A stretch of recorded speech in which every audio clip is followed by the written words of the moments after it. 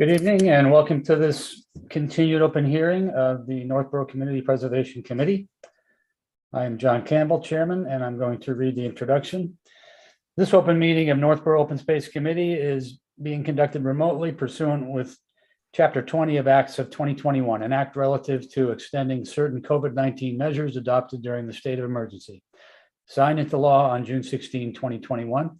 This meeting will be conducted by a remote participation. No in-person attendance by members of the public will be permitted at this time at this meeting.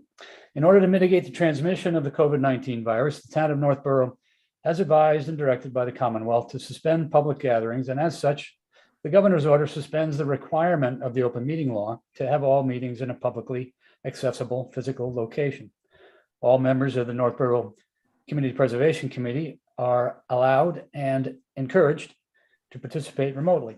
This order allows the Northborough CPC to meet entirely remotely so long as reasonable public access is afforded so that the public can follow along with the deliberations of the meeting. The public is encouraged to follow along using the posted agenda. Members of the public who wish to view the live stream of this meeting may do so by going to Northborough Remote Meetings on YouTube. Ensuring public access does not ensure public participation unless such participation is required by law. In this case, this is an open meeting, an open hearing, and public participation is allowed. And if you are watching and are a member of the public and you're able to log in through the agenda, you will be entered. Otherwise, we've invited all of the application authors back to the meeting. This is the second round of open hearing. And I welcome you all. Welcome meeting attendees. When I call your name, could you acknowledge that you are here? Andy Dowd. Present. Andy Clark. Present. Leslie Harrison. Here. Jeff Leland. Here. Todd Helwig. Here. Millie Milton. Here. Hello, Millie. And I'm John Campbell, as I said earlier. We have the required quorum, and we can now continue. So, first few sections of the agenda, I'm going to remind everyone about our available reserves and available revenue for the fiscal 23 CPA applications. I'm going to also go over the criteria for evaluating those applications that we've historically used and talk about one new criteria that I want to bring up. Bear with me a moment. I'm going to try to share my screen.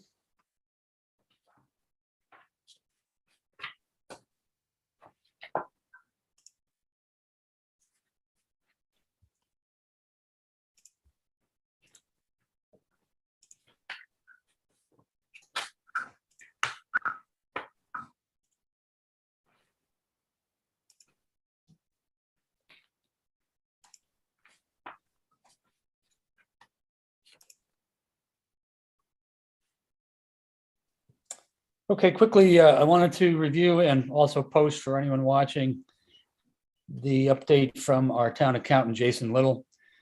This is a nice presentation on how the CPA funds work each year. I'll go through it briefly.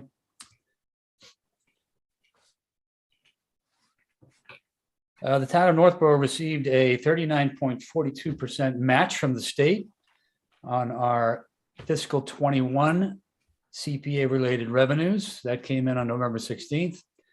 That is factored into our budget, if you will, for this session. You should know that the state also released additional reserves, I should call it, into the General Community Preservation Fund and awarded each town more matching. In Northborough, it raised it to about 43%. I think that was about $29,000 more. That is not necessarily factored into our budget this year, but will be part of our reserves going forward. So that's good news.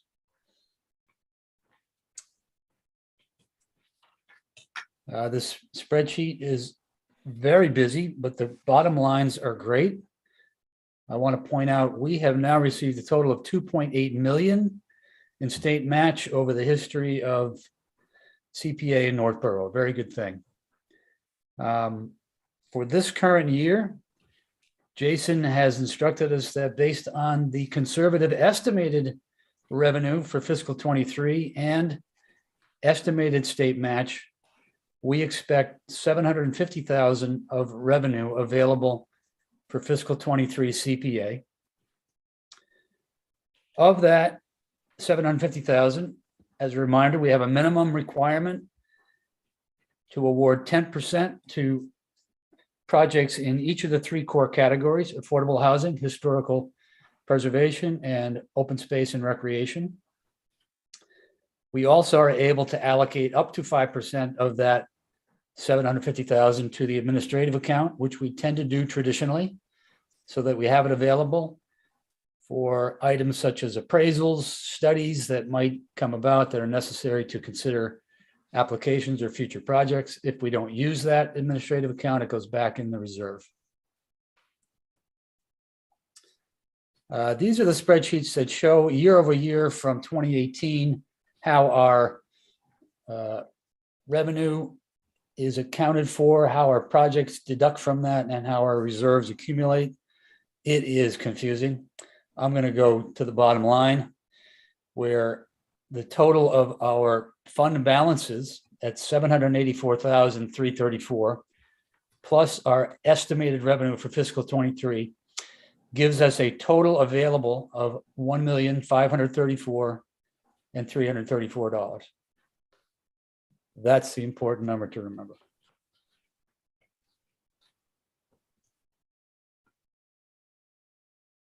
Reminders of the things I just spoke about our minimum requirements. And on top of that, we have debt service for the White Cliffs program that we are still involved in. I think we're in year 4 or 5. In fact, here it is. This would be year 5 of payments. Whoops. And that shows in red what our obligation is going to be this year. So we create a warrant article each year to account for this until this bond is paid off.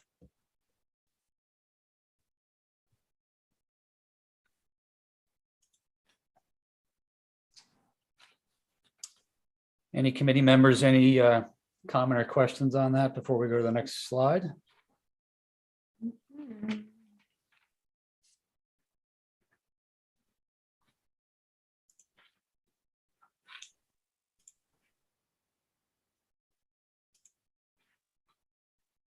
Hearing none.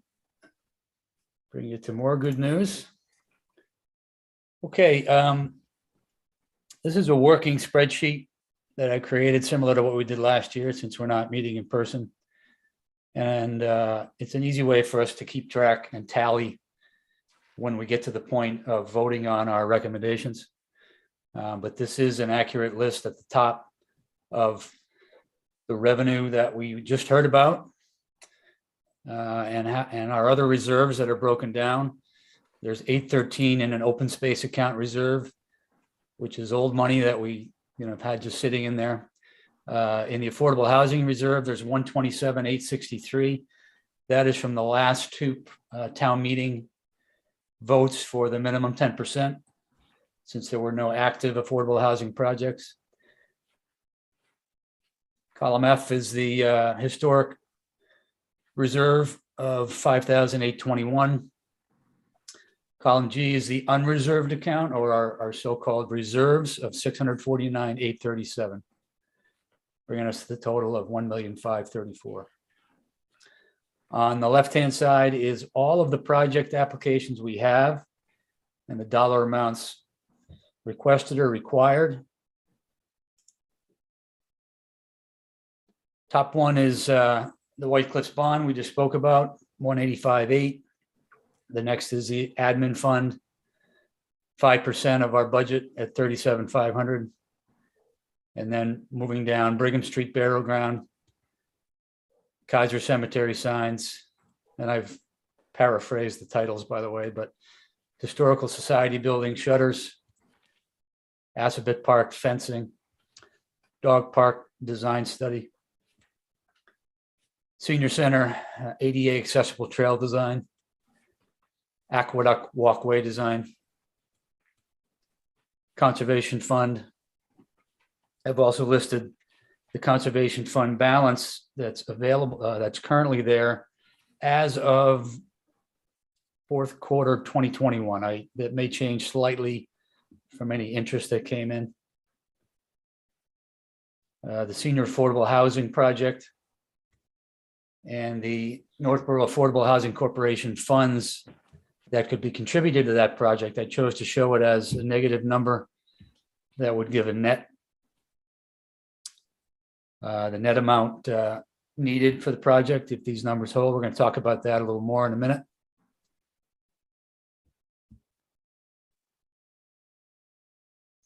And if all these projects were funded as shown, we would need $1,855,000. We don't currently have that. We have $1,534,000. So one of our challenges will be to figure out how to do that. We'll bring this screen up later.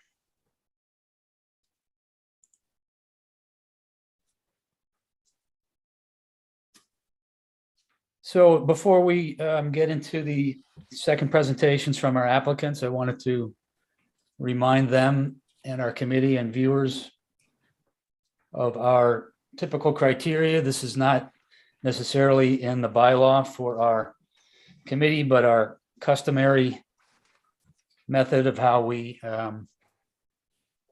evaluate each application. And I may have missed some, but briefly, we're looking first to see if it's even eligible for CPA funding. And having said that, I'm going to briefly share the screen that should be on the screen now. This is the, a short version of the chart provided under the law and also by the Community Preservation Coalition. It tells us what we can do in each category. On the left-hand column, you see the main types of projects: acquiring, creating something, preserving something, supporting, or rehabbing or restoring something. And in each case, you can see where that's allowed and where that's not allowed. Some of it's obvious. We cannot rehabilitate open space, but we can preserve it. In the case of housing, we can not rehabilitate or restore it unless it was previously acquired with CPA funds. Same case in open space. This is available at communitypreservation.org. That is the coalition that is a guide to all towns that have CPA.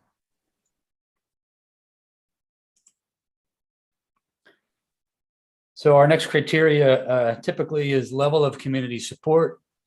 How is this seen in the community? Does it meet any other plans and goals that have been out there? What kinds of community support feedback have we gotten or have the applicants brought forward? The next item is urgency. What I mean by that is how necessary is this project to fund in this cycle compared to others, if a decision must be made? What factors make it urgent? Are there other grants that are contingent on approving a project, or grants that are available only this year, not necessarily in a future year? Is something damaged or broken that needs to be fixed quickly, let's say in a park or a field or a building? Things such as that, compared to some projects that we might say, hey, this really could wait if we were pinched for money. And then affordability, again, kind of the same thing, kind of related to our current budget. Is it affordable in the budget we have? Can we make the numbers work? If it's a much, much bigger number, are we going to consider borrowing against CPA as we did with some projects such as White Cliffs and the Green Street land parcel before it? So that's consideration. If I'm missing something that we typically use, please speak up, any members. But I did want to bring up that I believe, although we're kind of doing it when we consider projects that apply to, for instance, the open space plan, for instance, previous housing study, things such as that. Now we have a master plan approved by the town, and we're in the process of planning for implementation. There's a master plan implementation committee that's ongoing. Millie is part of it. I am part of it as well. So it's important, I think, and it helps if we look at, do these projects check any boxes on the main goals of the master plan? And many of our applications this year do, so that's good.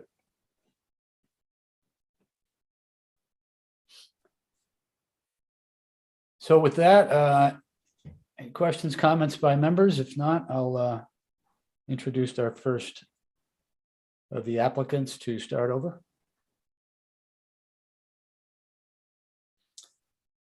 Very well. Well, we're going down the agenda as it currently reads at the moment. The first three projects are in the historic category. The first two are in the Brigham Street Burial Ground and the Howard Cemetery. Previously, we heard from Norm Corbin, the Historic District Commission, and if he is available and is coming on for any other contribution, I welcome him in.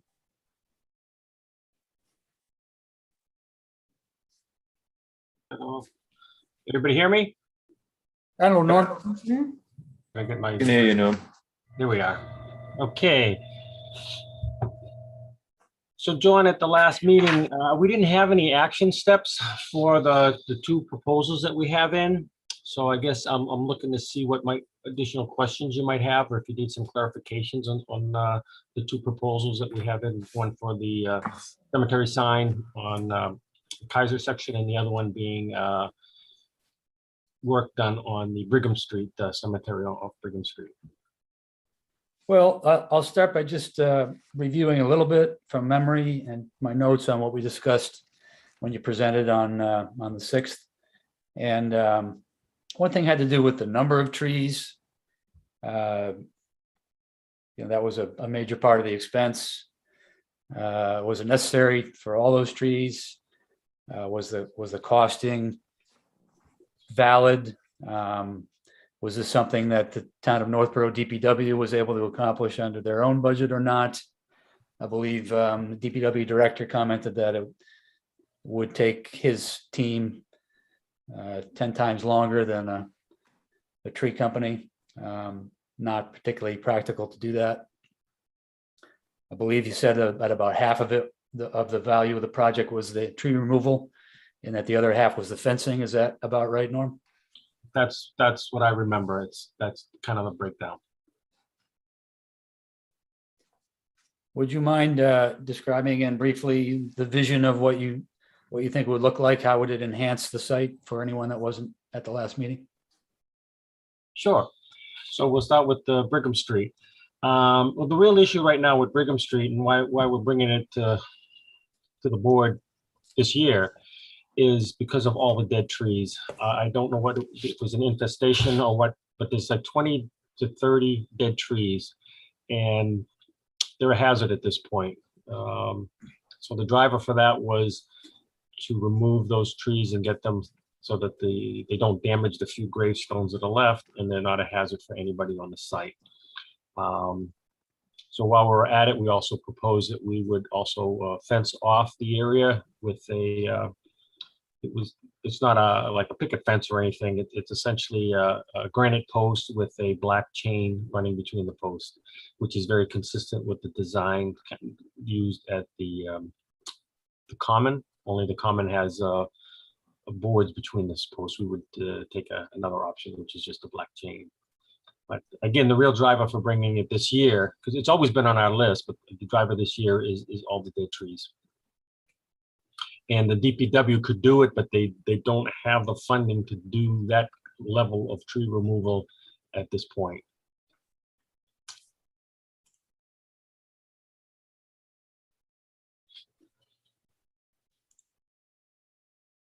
And, if you go back, if you want to go back to the master plan, the master plan is, brought it up real quick. Let me see if I can find it on my my thing here. Yeah, I'm looking at the master plan now. So one of the goals for us in the master plan was to maintain and expand the protection of Northborough's historic resources, including buildings, structures, landscapes, documents. So this would come under landscapes. We're trying to protect that landscape from damage from the trees.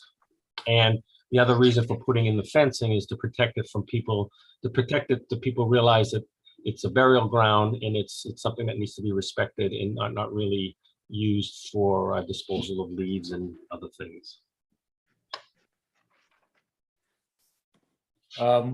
What's the level of confidence in the budget to handle the complete removal and cleanup?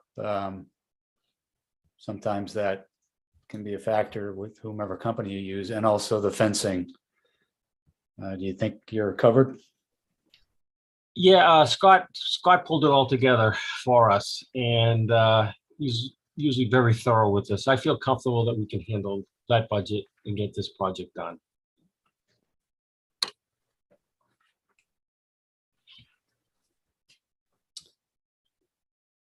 I see Scott on. I think I allowed him to talk. I'm not sure I did that right. You did, Mr. Chairman. Thank you for inviting me in. So we annually procure our tree contractor services competitively in accordance with Mass procurement law. The tree contractor we have was procured. He's a licensed arborist. I'm a certified tree warden. Him and I did walk the property, observed all the trees. As Norm indicated, there is a substantial amount of dead standing wood, a lot of oak. There's actually a hemlock fungal infestation that's taken over a lot of the evergreen trees. The estimate was for 20 trees to be removed, but it's not based on a per tree. It's based on a daily budget, which is in accordance with our current contract with our tree contractor. Generally, tree removal is on a prevailing wage between $8,000 and $10,000 a day.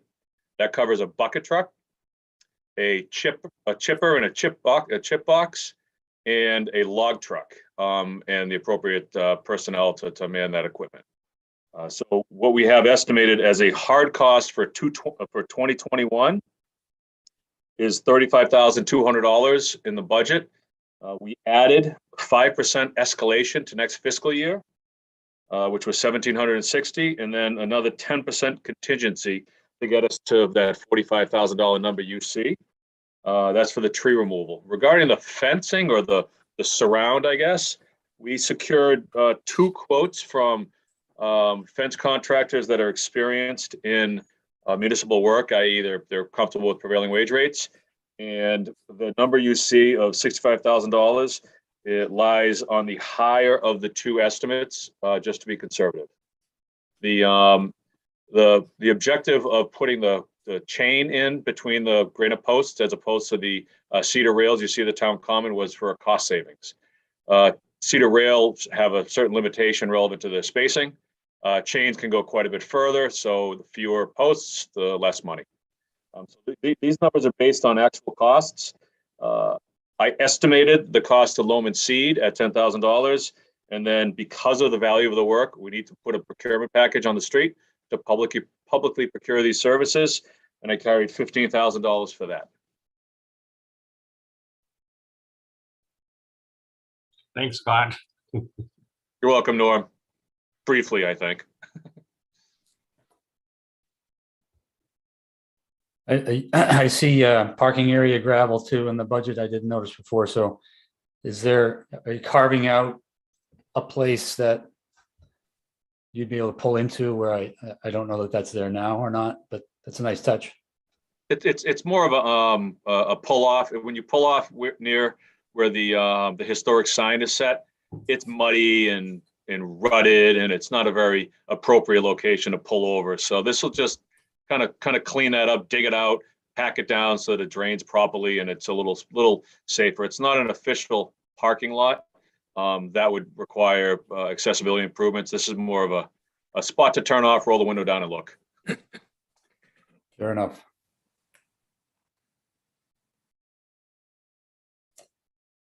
Any members with further questions for Norm or Scott? I have a question, John. Can you hear me? Yes, sir. Hey, Scott, Sean Durkin here. When you do the trees, are you gonna pull the stumps out, or will there be any damage with the vehicles if there are indeed graves there? I don't know if all the graves have completely disintegrated or not, or are there, I don't quite understand how they would work. Is machinery all right to drive over the cemetery, I guess is what I'm asking. Yeah, we GPR'd the entire parcel, so we're aware of where the burials are. The stumps will be ground. I don't propose pulling the stumps. That could be a catastrophic mess. And the contractor is accustomed to working in, lawn areas. We've had them do that before, so they have adequate sheeting in the event that it was a requirement to spread loads. Plus, they have a 75-foot elevator bucket, so they can get a pretty good reach with that. Okay. Thank you. Welcome, Sean. Good point. Anyone else? Norm, I believe when we gave your first presentation, you listed this as the historical committee's like #1 priority. Yeah, yes, we did. We didn't vote on it, but it is our #1 because of the trees and the damage they could do and the safety issues. Okay.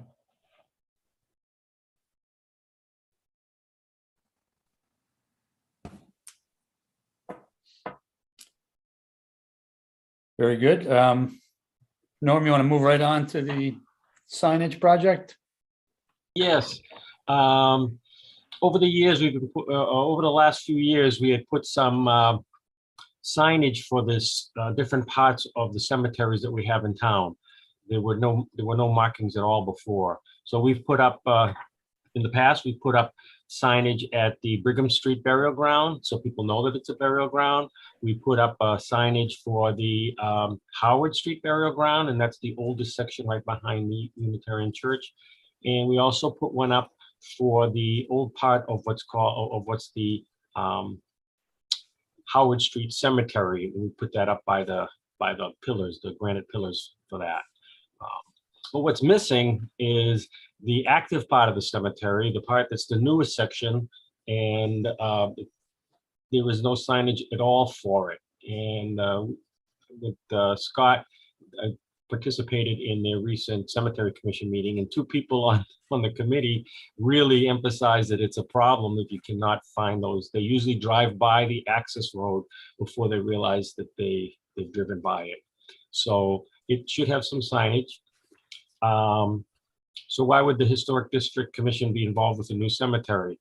It actually was purchased in 1965. The land was purchased from the Kaiser family by the town in 1965, so it's over 50 years old. So we're using that angle to say, look, why don't we get some signage up there? And so that was our strategy. The sign's going to look like very similar to the ones that we've already installed. And they came out really nice, and they're actually a practical solution. Norm, will these signs, you envision these being similar to the one at the old cemetery? Was a kind of a black background on a black post, or is it mounted differently? I don't know if you thought that through yet. Yeah, we have. We looked at a couple of options, and we'd like to just duplicate the signage that we currently have for all three previously installed signs. So it's a post with a sign that you can read from both sides. So as you're approaching the entry, you can clearly see it. That's great. Those are really good quality. Yeah, they did come out really good, and we have a good vendor for that. Yes, we do. Any questions on the Kaiser sign application, members?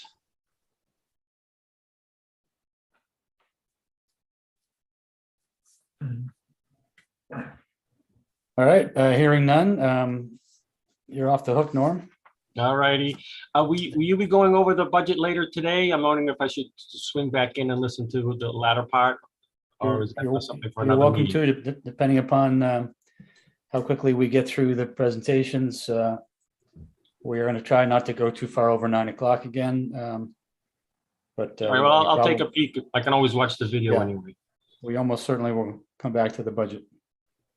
Thank you for inviting me. Have a good evening. As always, thank you, sir. Bye-bye. Hi, Norm. Bye-bye. Bye, Norm. Thank you. You're welcome. Next up on the agenda is also an historical project, the Historical Society Building shutter restoration. It's my understanding that the applicants are coming back to pitch us on the shutters again. And I'm looking for, see if anybody wants to come in. I see Michael. John, Yes, Andy. so there was some question before we get into this presentation from Scott, I believe, that whether this was whether this was a public entity project or a private entity project. Was that ever resolved? Yes.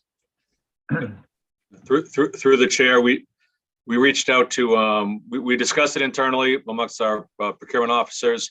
There was still some question. We reached out to the Attorney General's office, and the Attorney General's office confirmed that it is not a public entity project.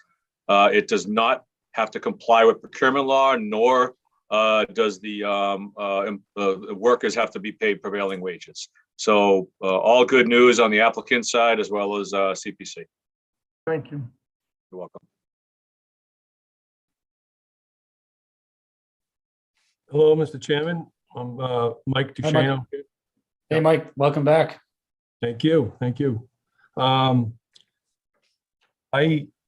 If it's okay with you, I can bring up the application. We can talk about this if there's any questions. So, Yes, okay. I think you have the ability to share, or Right. our host will do so. Can you see that? Yes. Okay. So this is from the application.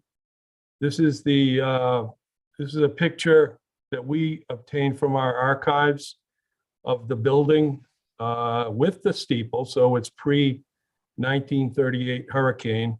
But this is the goal that we're trying to achieve. You can see the shutters are all shown here on this picture.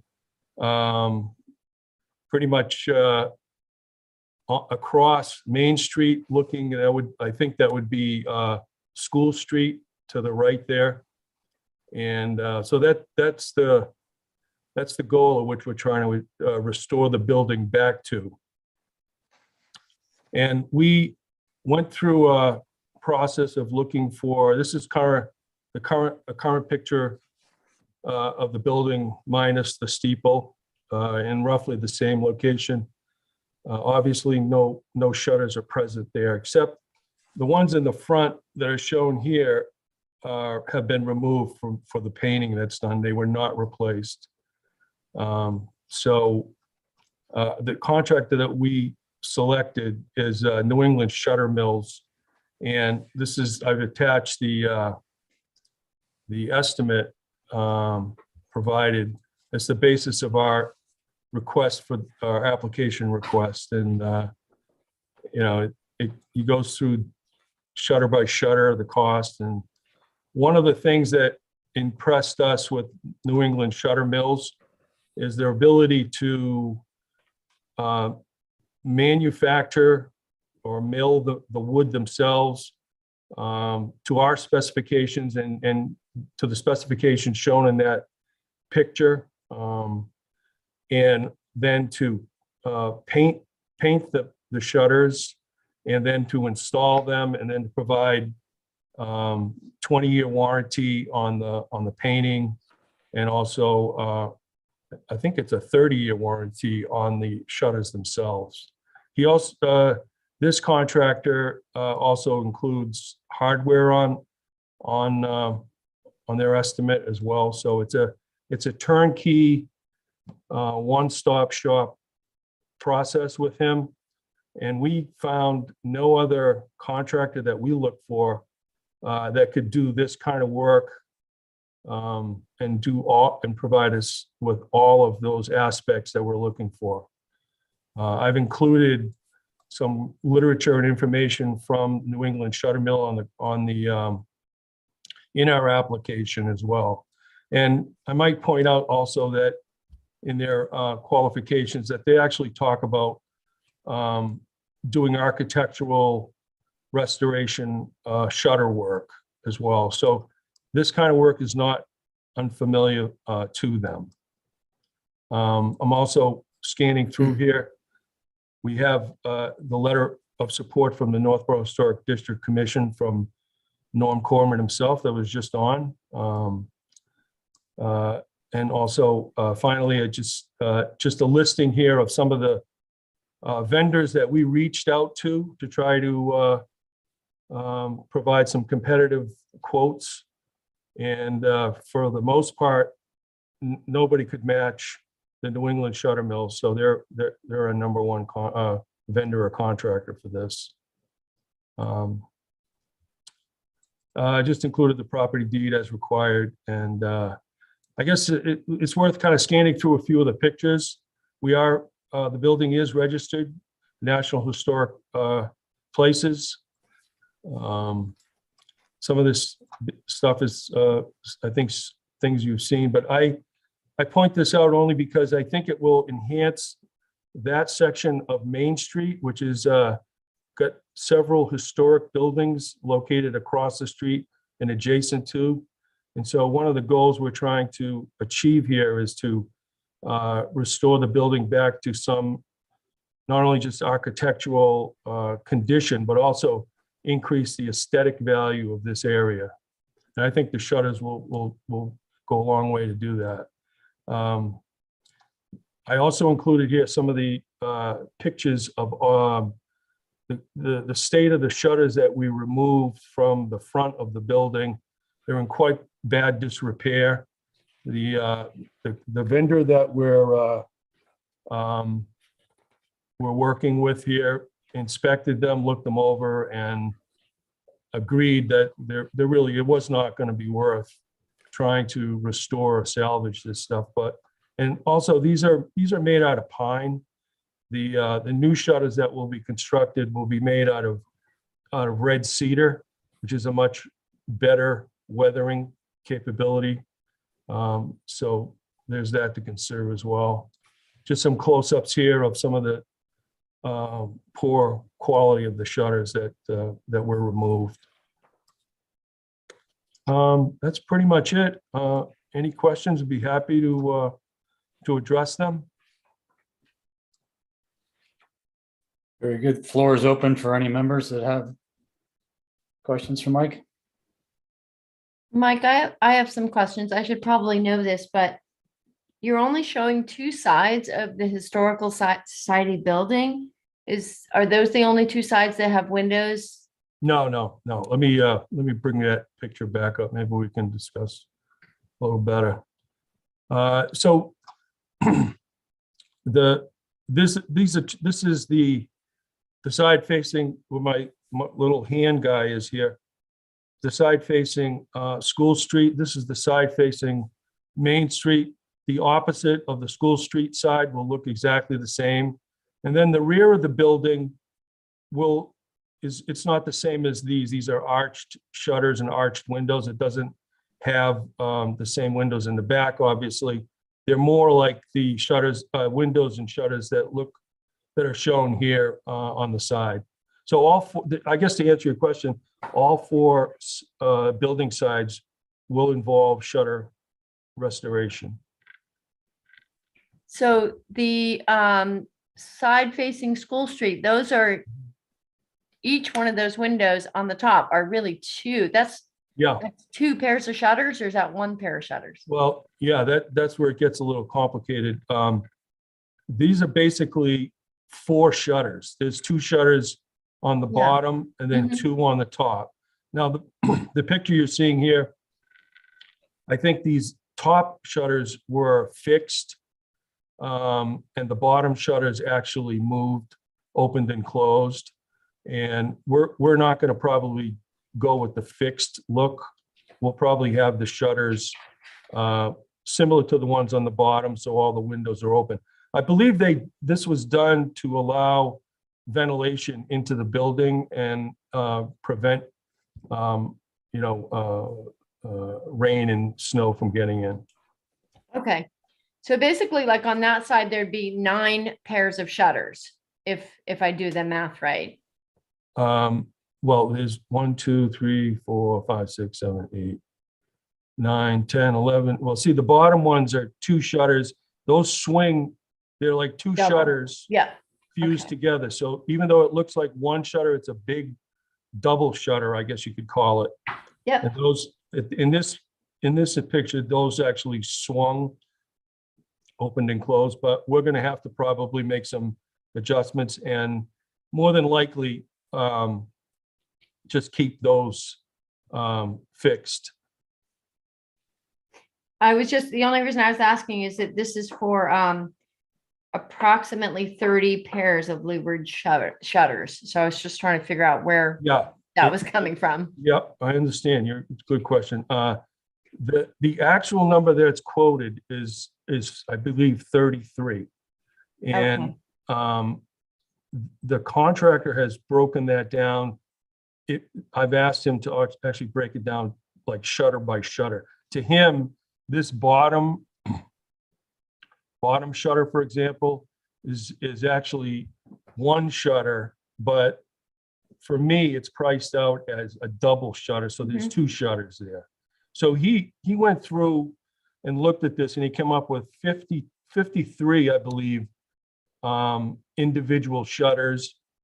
Even though the quote says 33, they're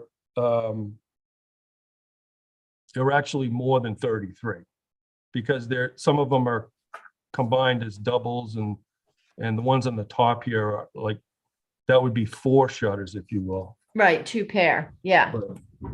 melded. Okay. Okay, it Yep. is a little confusing because I was also a little confused, but I think we've covered all the shutters here. Yeah. That's what I was in the wondering. estimate. Yeah, no, I think Okay. all of the shutters are covered. And even though the 33 number, there's more than 33 shutters here, but when he has to install them, for example, this bottom one here would be 1 shutter, yet he has to construct it as, 2, has to count for it as 2 shutters. Yeah, sure.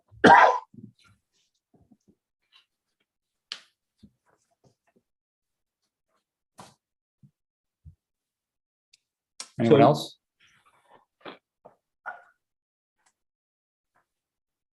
Sorry, did I interrupt someone? No, I was just gonna say, I just got a text from the contractor. He unfortunately he couldn't get on for some reason. And he said in his text, there were 15 on that side. And let's see what he says here. 3-inch doubles and 12 singles, or three doubles, I'm sorry, and 12 singles. That's how he gets the 15. So these in the bottom must be the doubles, and the 12 on the top must be the singles that we're talking about. Mm-hmm. Makes sense. Yeah. So again, I think this contractor and, a lot of the folks from the Historic Society we met on site with the contractor. Alan Phelps, I don't know if you are familiar who Alan Phelps is. He's in the Historic Society. He's done a lot of wooden milling work in town. He was there and we all felt that the New England Shutter Mills can do this work. They, they came, they looked at it, they understand what needs to be done. I think they have the capability to provide what we're looking for here. I like the fact that they can install it as well. And so it's not just, sending us a big box of shutters and then we have to figure out how to get it installed. They actually make them and then install them and then warranty the work.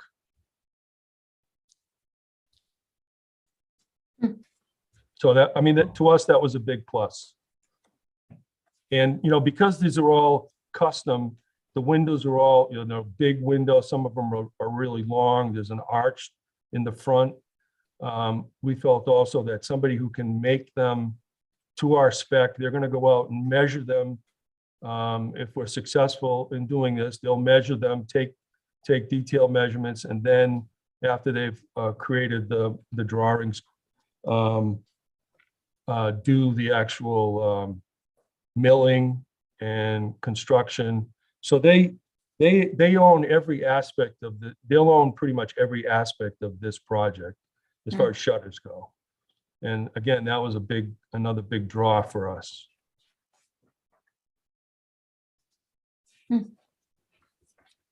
So I think the thing is, you know, as I said before, I'd like to emphasize it, that I think it would really provide improvement and a nice look to that area of town on Main Street, which is a pretty busy drive. Putting the shutters, having them painted, restored, will really make that building jump and add to the aesthetic value of that section of that historic section of Northborough. Mike, I was going to ask if you're confident of the quote in the budget. You got the contractor listening in, so I assume he's standing behind it. And I have just every read- confidence. Yeah, good. I just read the detail. I didn't see it well before, but their quotation is 48,278, Mhm. and you've both rounded it up and included a contingency to arrive at the 55. Yes. So that sounds like you got a buffer. Yeah, we did do that, and it seemed appropriate, you know, given that some of the, we could run into some issues associated with the, you know, with the fastening on the windows and that kind of thing. So we just thought it would be appropriate to put in a 10% in that range. Yep, seems Obviously, like if we don't sound need it, practice. if we don't need it, you know, we don't use it. Very well. And just to clarify Mhm.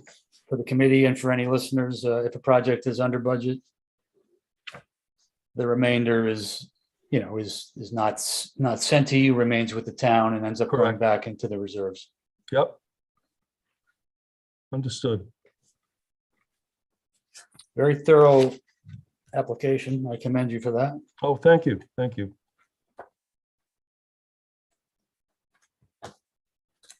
Other member questions?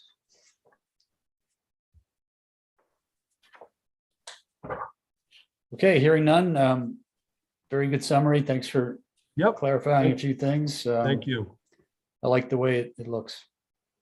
Yeah, we're looking forward. We're very excited in the society to enhance the building, and we look forward to possibly getting this thing back to the pre-1938 hurricane disaster look. That's funny.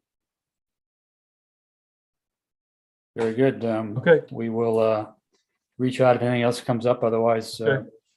we'll give this consideration later in the meeting and or at the next meeting. thank you, Mr. Chairman, and thank you, committee members.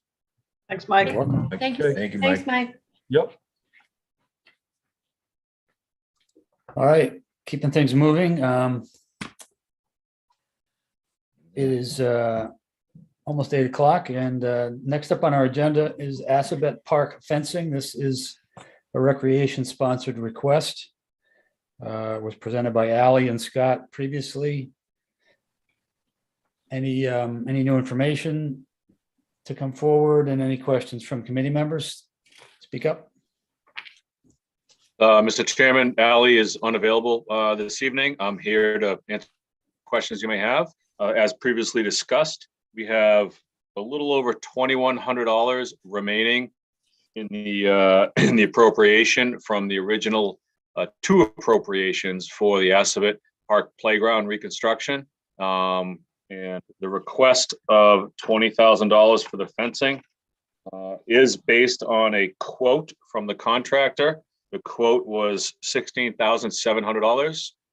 As with all CPC funded projects, any surplus funds would be returned to the CPC.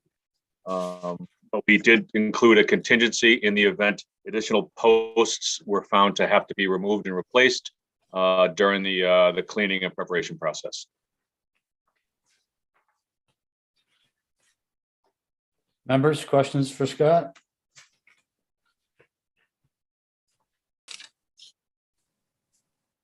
So Scott, would this look to be done after the park is done? I would want to do this in conjunction, through the chair, I'd want to do this in conjunction with the park construction under a change order with the current contractor. So when the fence contractor comes in near the end to do the perimeter fence around the playground, I would want that contractor to go in and do their work along the wall. So it's all contiguous to the same time. It would look, and it'd be the same fences as proposed around the playground now. And that is anticipated not to be done till after town meeting? Well, that depends on the funding mechanism. If it comes out of available cash reserves, then it could be done after town meeting approval. If it comes out of the 2023 allocation, it would have to wait till July 1st. Okay. The anticipated completion for the park is around Memorial Day. There's always punch list work to be done thereafter. My preference would be to get it done earlier than later. Okay. Just curious. Scott, I wasn't aware, or I'd forgotten what you just said, that a project approved at town meeting, but not from new revenue, that funding can be made available prior to July 1? You're That's pretty correct. confident of that? Yes, that's correct. After if it comes out of fund reserves, and some of the projects in the past, Mr. Chairman, where we have had a bit of a tight timeline, we've mobilized design right after town meeting and utilized reserve funds for that. Therefore, construction could occur after July 1st when FY23 funds are released from the state. Mhm. Okay. Thanks for that clarification. Quick question. Maybe it's for you or Ally, but is there a preference or a priority between the two projects for you? This one over that one, or? The dog park is identified in pretty much every planning document that the community has as a priority. This is a fence. Personally, it's disappointing to see the community spend $600,000 to rebuild a playground and leave a pretty unattractive fence along the wall. Will it get fixed eventually? Likely. I think the dog park is the top priority amongst the three recreation projects. I would really like to have this fence replaced. The fact that we estimated this in 2019 pre-pandemic and the costs of materials went up so high, we can't do a relatively small thing under a project. When this project was awarded for construction, we only had $7,000 of contingency funds. That's very low for a $300,000+ construction project. So I would love to see this fence be replaced just to beautify the downtown. But the dog park, I believe, is the #1 priority as identified by the community. Thank you. You're welcome.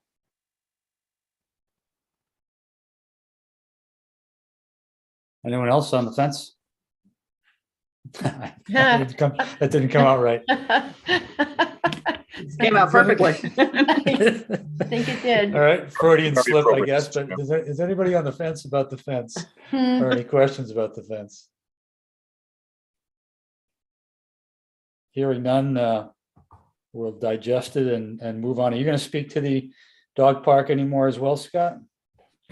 I can, Mr. Chairman. If there are any questions from the committee, I'd be happy to answer them. Again, I'll just go very briefly for those in the viewing audience who aren't familiar. Dog park was identified as a priority in the master plan as well as the open space plan. It has been a priority for the community. Part of locating a dog park, part of building a dog park is locating it appropriately. The application before you is to fund up to 5 sites for evaluation by a landscape architect and public charrette and vetting, and then advancement of the preferred design, the preferred location through conceptual design and estimating. Thereafter, the expectation is that we would seek grant funding from the Stanton Foundation, who will provide up to $25,000 for design and $225,000 for construction. We do have some sites that are identified through Northborough Unleashed as well as through staff. Some are municipally owned, such as the Boundary Street property, some water department property on School Street, some private land in and about Northborough. But again, a big piece of the dog park, as we've learned, is making sure you vet the site before you spend hard dollars on design.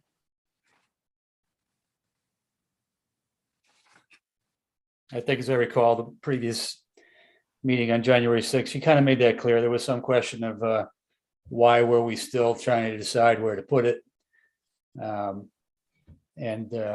believe you accurately made the point that without a well thought out design plan, you could not fully evaluate any of the sites, and also by doing this, trying to avoid any oversights that might have been done in the past, right? That's correct, Mr. Chairman. Well stated. Thank you. Any other questions of Scott on this one? This one doesn't include an actual design plan, though. It's just the land. Correct? No, through the chair. This includes identifying up to 5 locations, development of conceptual designs, which is schematic level things, for graphic purposes for public charrettes at those 5 locations, up to 5. When one is identified, if it's the first one, fantastic. We can get more design dollars spent out of it. Regardless, in the event we went through 5 sites, the preferred site would then be advanced through conceptual design with land survey, wetland boundaries if that's required, and construction cost estimating, all of which is required to go to the Stanton Foundation for a grant. They then fund up to $25,000 for design and $225,000 for construction. I've communicated with neighboring communities, including Millbury and Auburn, amongst others, who have gone through the Stanton Grant Foundation for dog park construction, and I'm paralleling and mimicking their approach. Okay. I guess I thought when it just said preliminary design plans, I guess I didn't think that was okay. I get it. It's essentially up to 5 conceptuals with Yeah. public input, and then 1 preliminary design with some good hard numbers. Okay.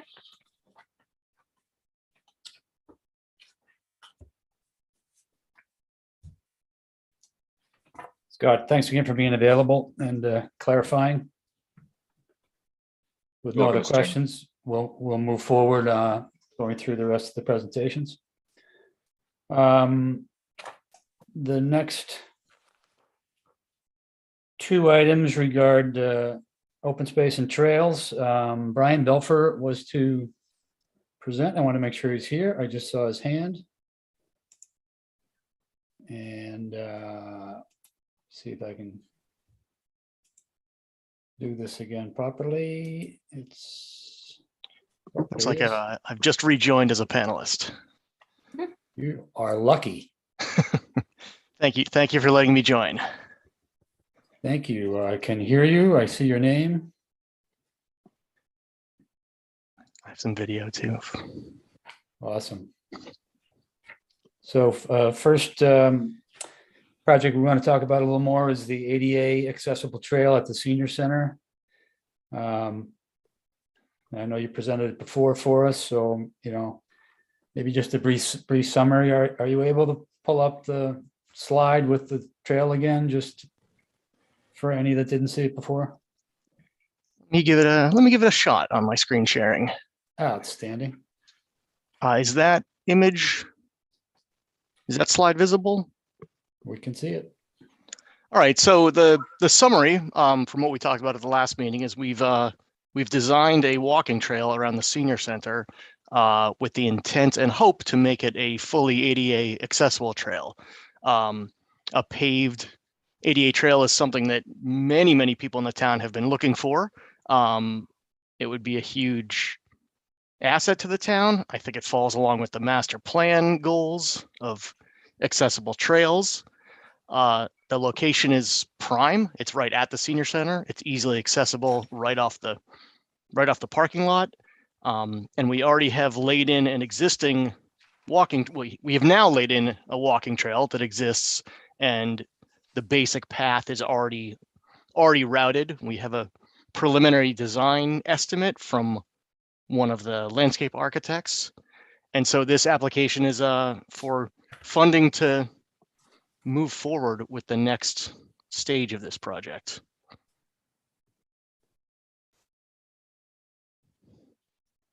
That's great. If I may fill in a little bit of the history, Brian, is that okay? Absolutely. All right, thank you, Mr. Chairman. So this project has been worked on for well over a year.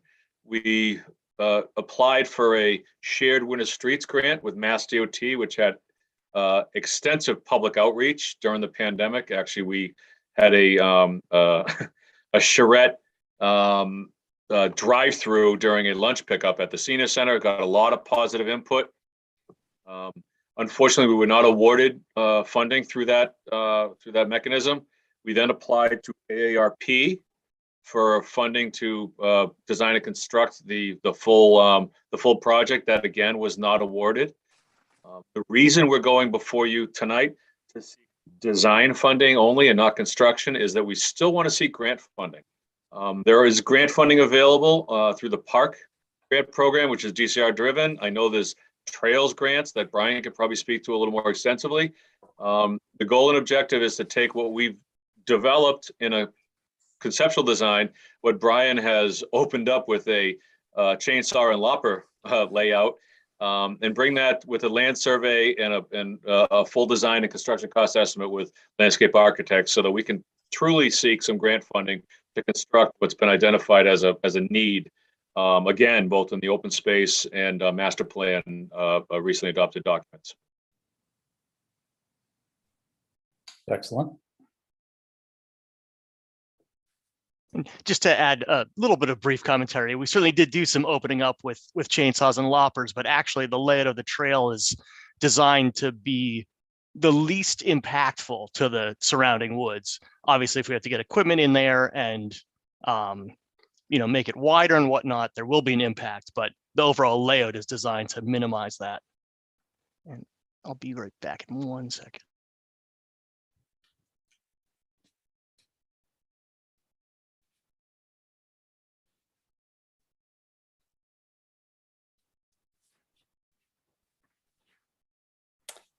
Any questions, input from committee members on this? John, Sean here.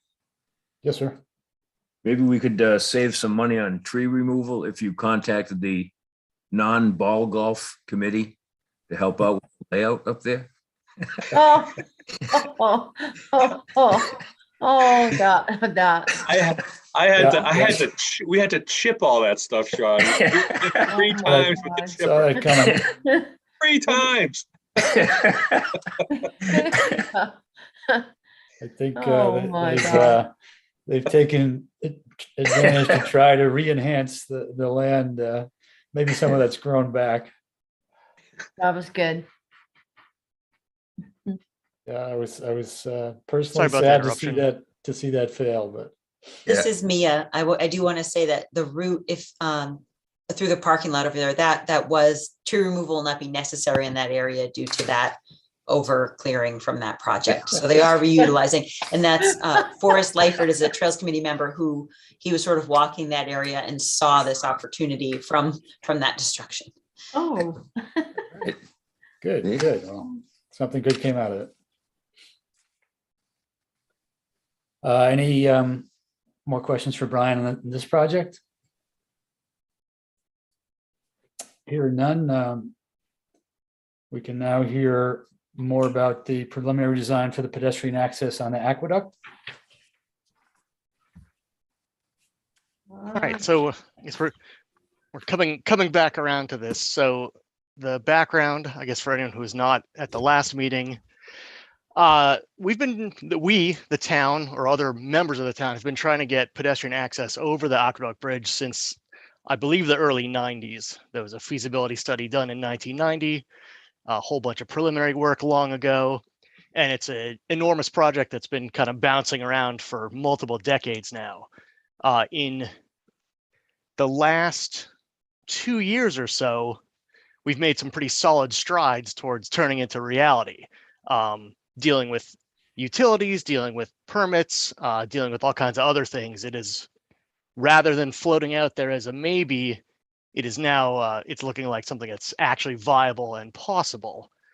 So from the, are the slides visible once again?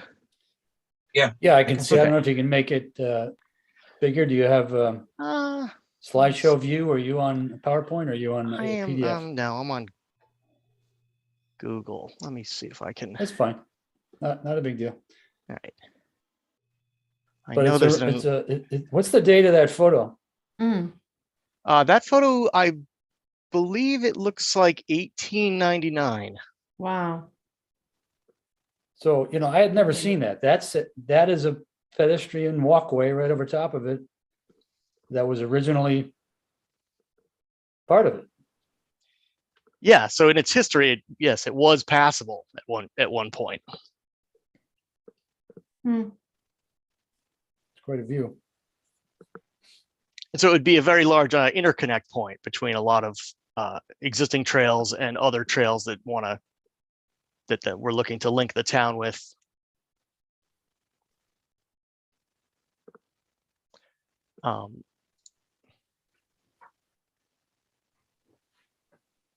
We have a preliminary design on this slide from the Aspet River showing the location of the connections. It's consistent with the master plan goals. We've got downtown via Hudson Street, connects right to Memorial Field, Casey Field area, would connect right up to Mount Pisgah, and then down towards Crane Swamp and the Marlboro Trails. This link, I think, would potentially also integrate with some versions of the Bewalt Trail and the Mass Central Rail Trail project, which both are looking for some connectivity through Northborough. And there's a few other towns that have done similar projects in restoration of historically significant bridges, or just bridges that are of good pedestrian importance. Holliston did one, and then there's the Wobbin Bridge in Sudbury, which is part of an active trail system there now as well.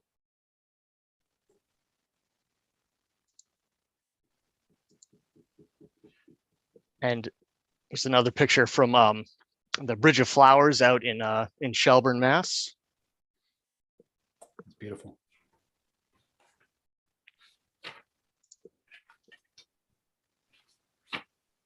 So I guess I could just read right through this. So the 133,000 and change that we're looking for is for the full survey, structural design, preliminary construction plans for the trail, the approaches, decking and railing, continuing coordination with utilities on a preliminary plan for relocation of overhead wires. We're already working on that. We've been working with the utilities already. And then a whole lot of permitting stuff, preparation of the application for Mass DOT, Mass Historic Commission application. And then, of course, the question becomes the funding for the rest of the actual project. Brian,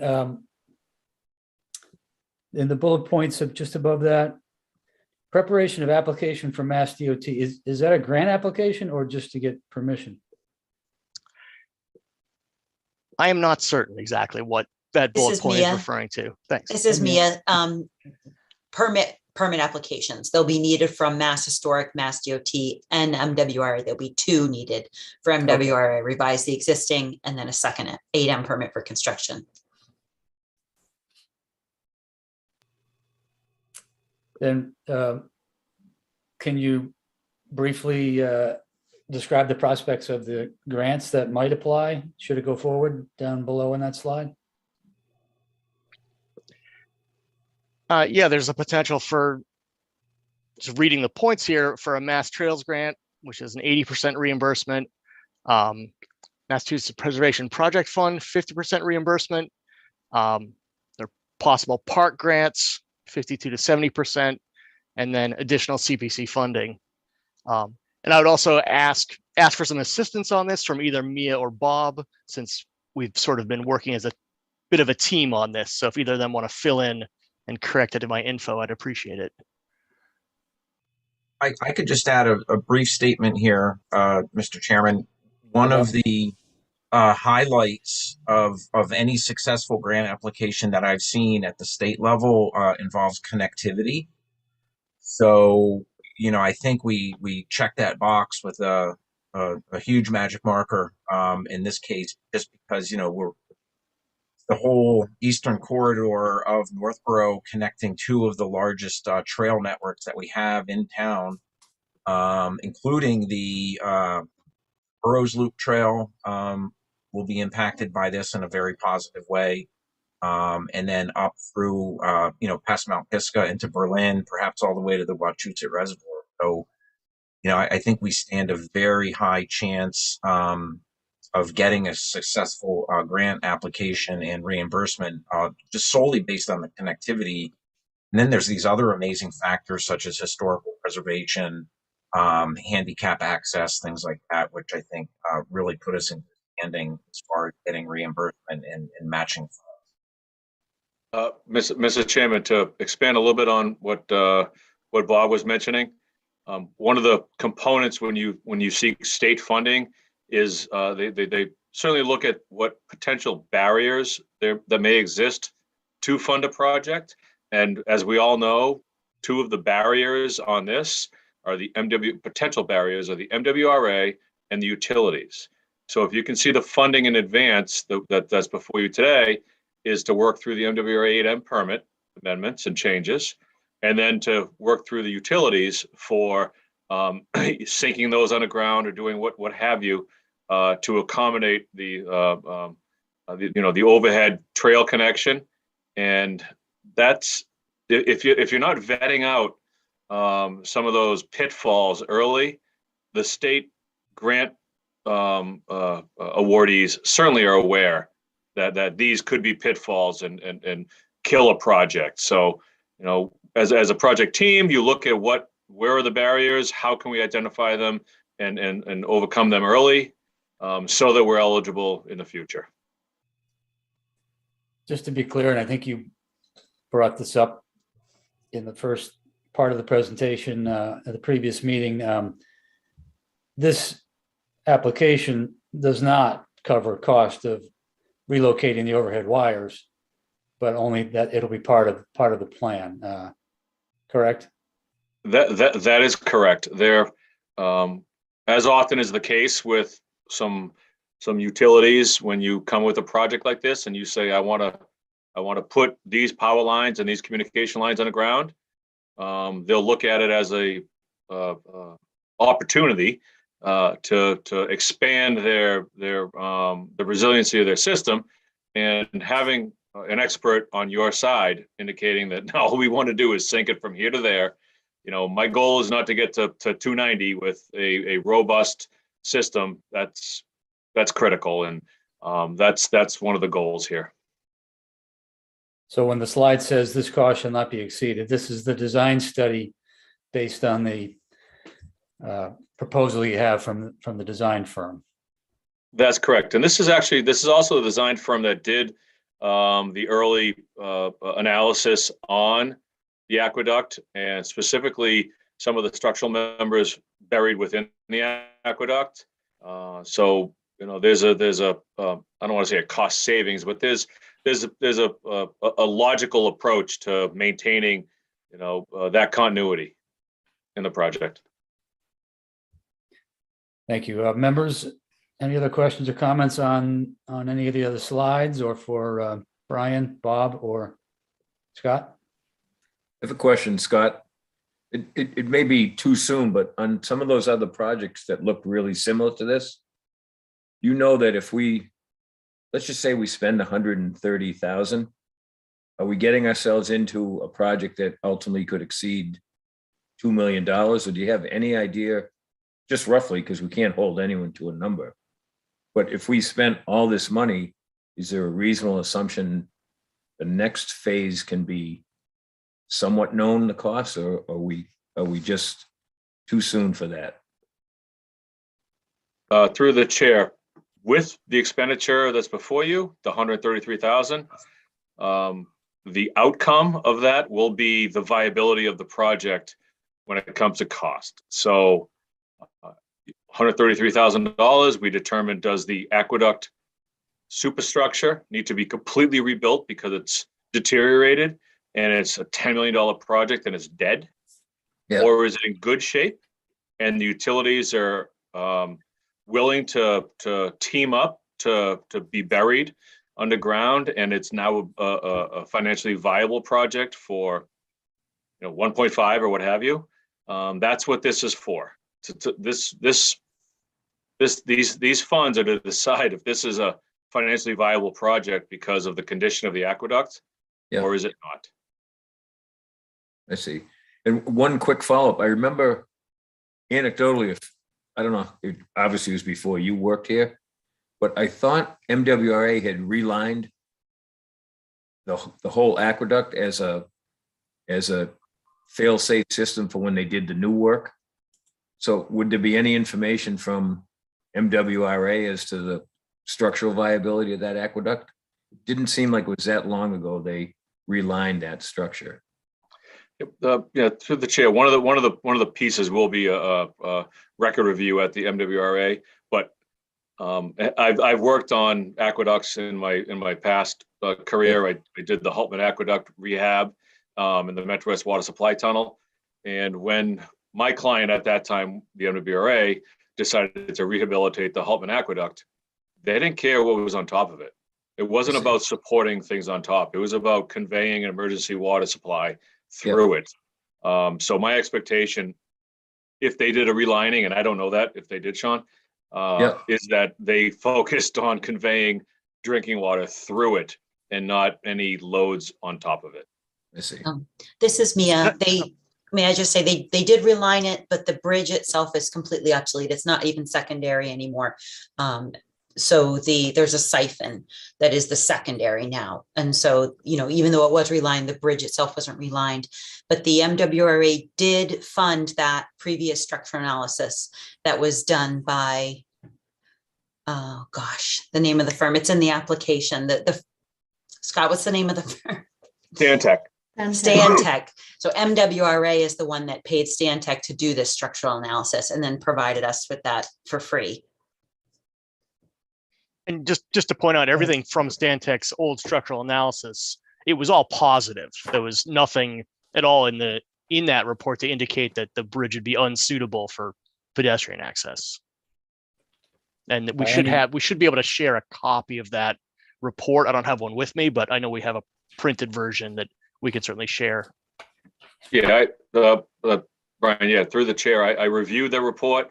There were indications of questionable connections, but there was no identification of deterioration.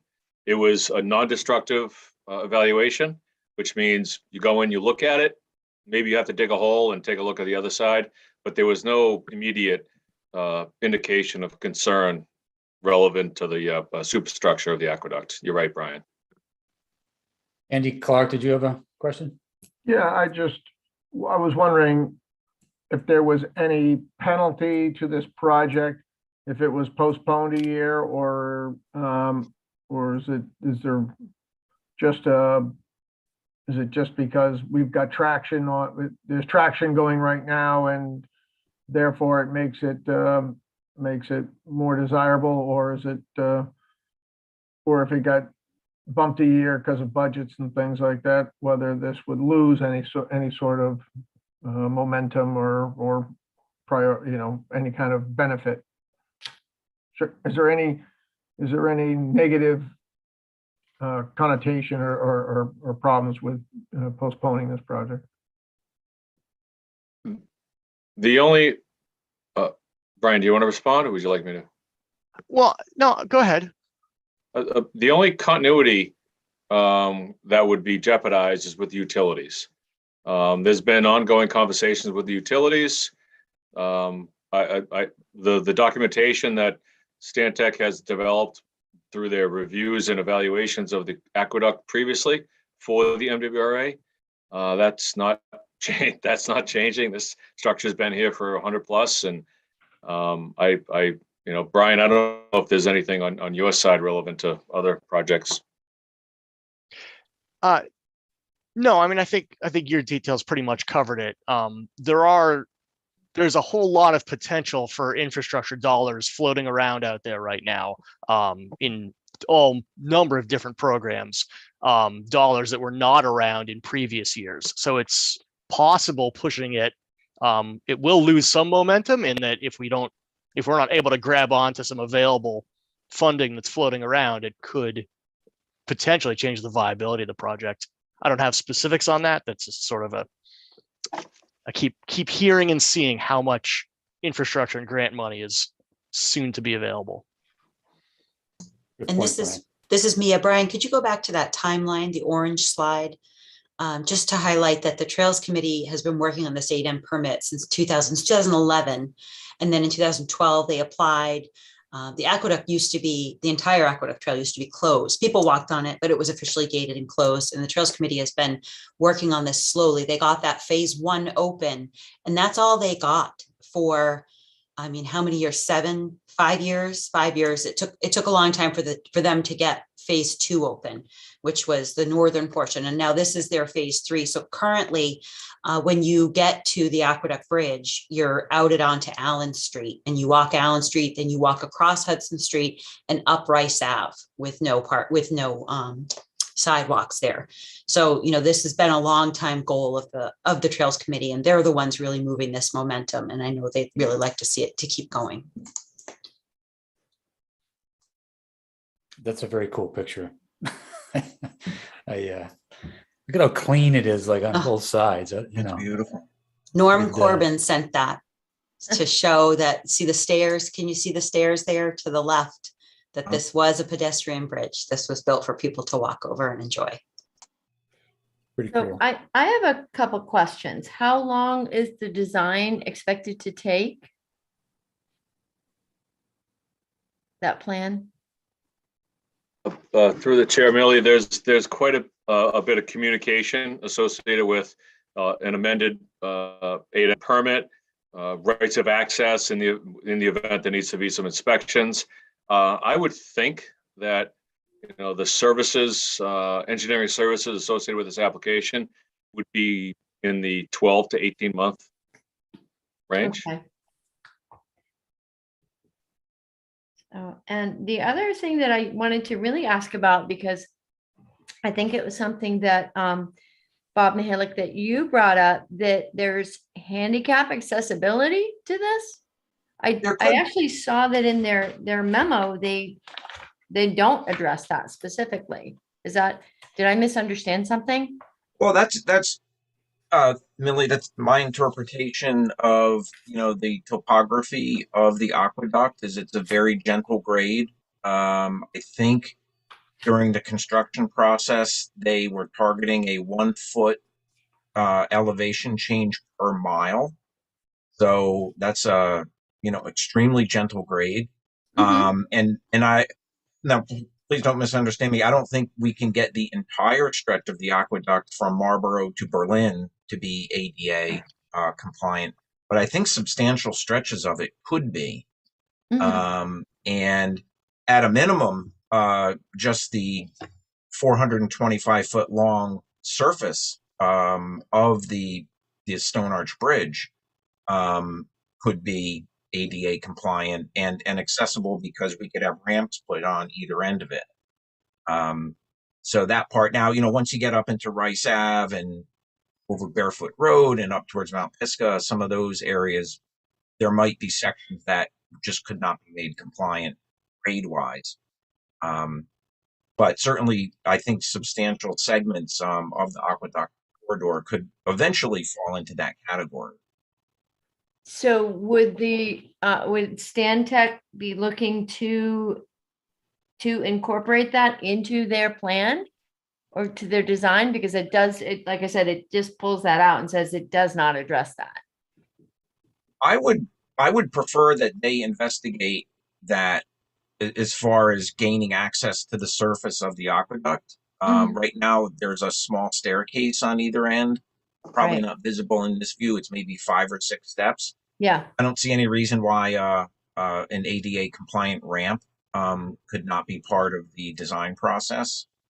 And that, ultimately, I think we could bring that up with them Sure. during this review process. yeah, I think that might be worthwhile to see if there's any changes in their plan on that. Yeah. Good point, Millie.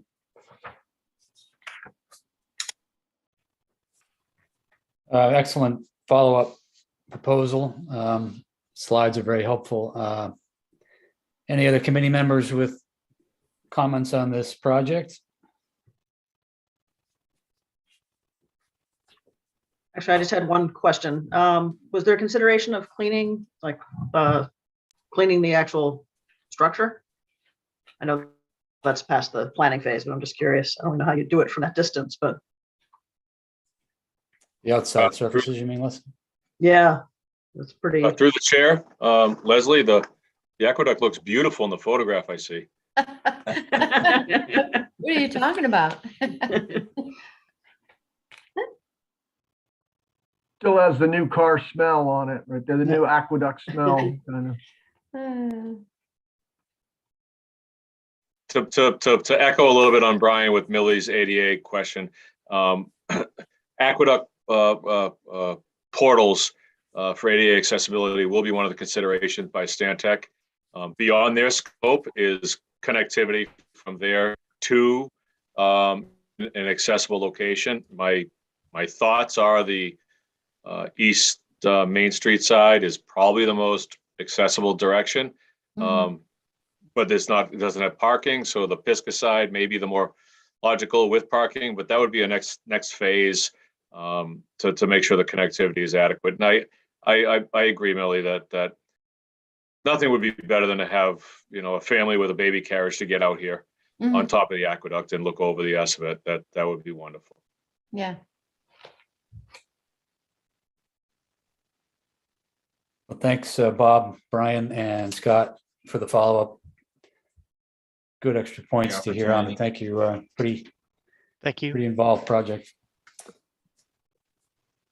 We're going to keep moving so we can get through these additional presentations. The next application in the agenda is the Conservation Fund request from the Open Space Committee for $400,000 to be moved into the reserves. I'm sorry, to the Conservation Fund. I will speak to that as the Open Space member on this committee, pretty much just echoing what I said at the first January 6th meeting. The goal of the Open Space Committee has always been to grow and maintain the Conservation Fund close to a level of $1 million to be in position to act on a major acquisition that may come up. It is fair to state that, as we mentioned in the early part of the meeting tonight, that the Conservation Fund does currently hold $760,000. The Open Space Committee does not have an urgent project per se. There are possible landowners in the north of town that may look to conserve their land again. But there is, it's fair to say there's no urgent project that we're looking to fund from this CPA cycle. And that is really it. I think that the Open Space Committee will probably always come and ask for consideration to the Conservation Fund. there's any questions of me on the application, fire them. Otherwise, we'll keep moving.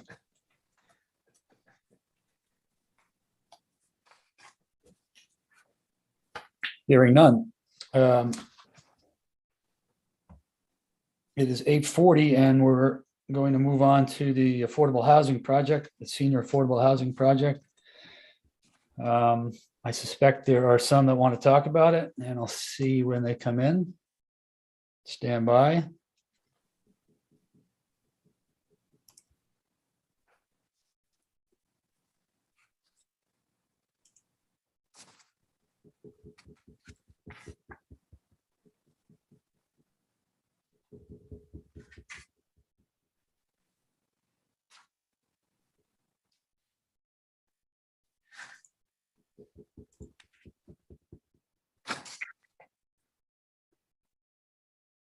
I see Lynn, I see Rick. Can you guys see and hear us? Yes. Hello, Lynn. Hi, how you doing? Great. Am I Hello, Rick. unmuted now? You are unmuted. Okay. You're beautiful as well. Yeah, and I can start Guys- my video. Thanks for coming back in. I will say your presentation was extremely thorough before. The project is big, but a lot of benefit to it. And the most important thing is I heard you're bringing more money. Yeah. As a matter of fact, I am. If you'd like, I could spend a couple of minutes on that before we Please start on do. the project itself again.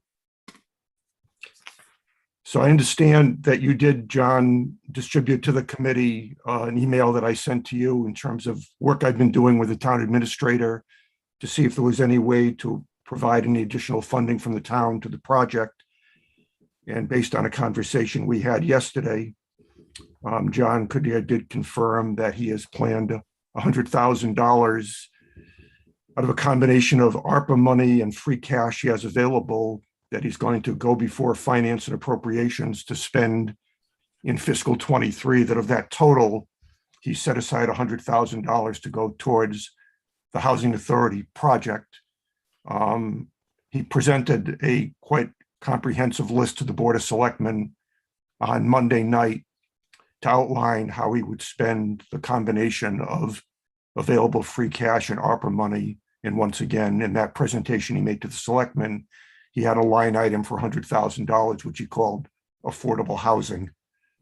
And then he and I had a phone conversation yesterday, and he confirmed for me that $100,000 is to be directed towards the Housing Authority project that the CPC has before it tonight. So with that money, we can adjust down the amount of funding required for the project from the approximately $816,000, which currently exists. If I take two steps back, the original application asked for $836,000 of new funding after all other funding was applied. And then we reduced that by $20,000 when it turned out that the Habitat for Humanity project at 24 Hitching Post Lane was going to come in $20,000 under budget. And that was being funded by a combination of Housing Corporation and CPC funds. So we were able to take that 20,000 and bring the 836,000 number down to 816,000. And now with the money that the town administrator has committed to the project, once again, pending appropriations and financial committee review and concurrence. If you take that 100,000, it now reduces the amount of new funding required to a little bit more than 716,000.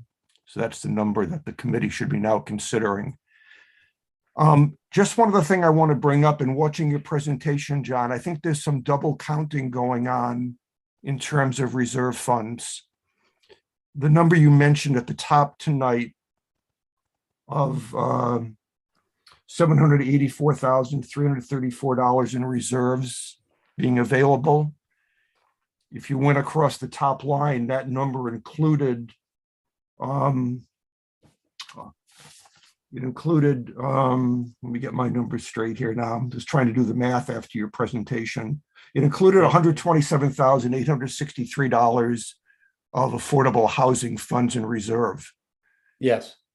And if you look at our application, the Housing Authority submitted, when you total up the $603,178.28 that we say is available in reserves, that 127,000 number is included. We took the 62,663 of 10% from town meeting in 2020 and the 65,200 from town meeting 21, included that in the total that made the 603,000. If you take those two last 10% and add them together, that's exactly the 127,863 that appeared in your top line of that reserve calculation.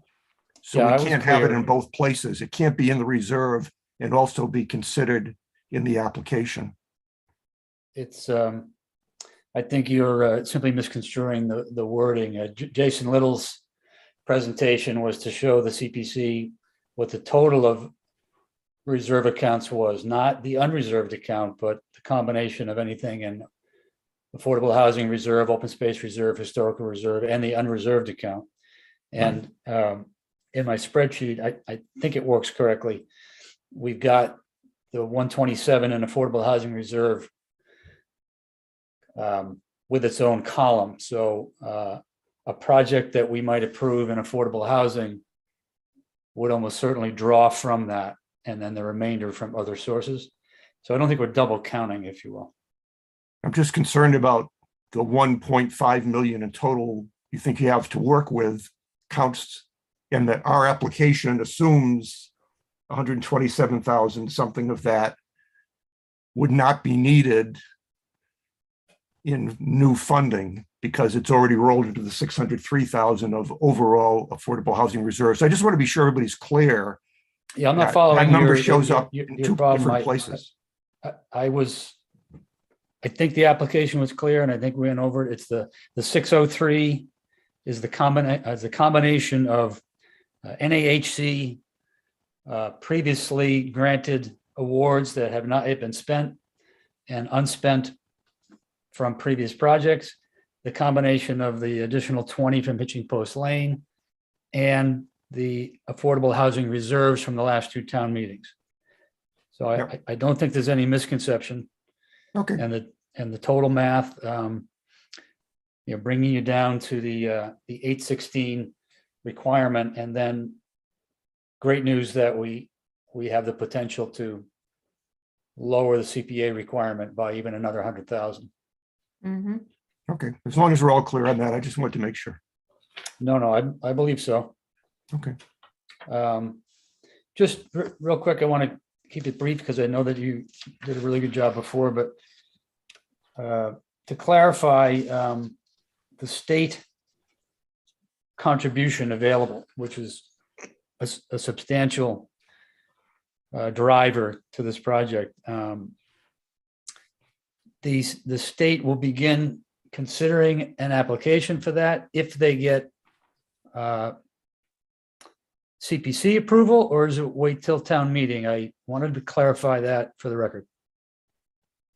I'll let Lynn speak to that. My understanding is that we can submit the application specifying that the town was going to bring this funding, town supports the project, would bring the funding forward to town meeting, but the town meeting hadn't occurred yet. Is that my assumption correct, Lynn? Yes, it is. So I think, I did check, the state still does have funds available. They're on a rolling basis, and they did say, yes, that we could submit the application if we have some sort of a letter or something saying that the town is in support of it. And then we could get it going. And if it gets approved, then we could get the money from there. Great, thank you. You're welcome. I also just wanted to say that I had mentioned we had a parking study going to, and I actually did just get the results of the parking. We can definitely accommodate. We can put in another 9 spaces without we weren't sure if we were going to have to remove our turnaround area or the island area. And by just making some changes to the back part of our parking lot, we can add 2 more ADA spaces, which will give us a total of 6, plus 7 additional spaces. So a total of 9 spaces, which should be plenty to accommodate the 8 additional units. Wonderful. Committee members, any questions for the applicants on this?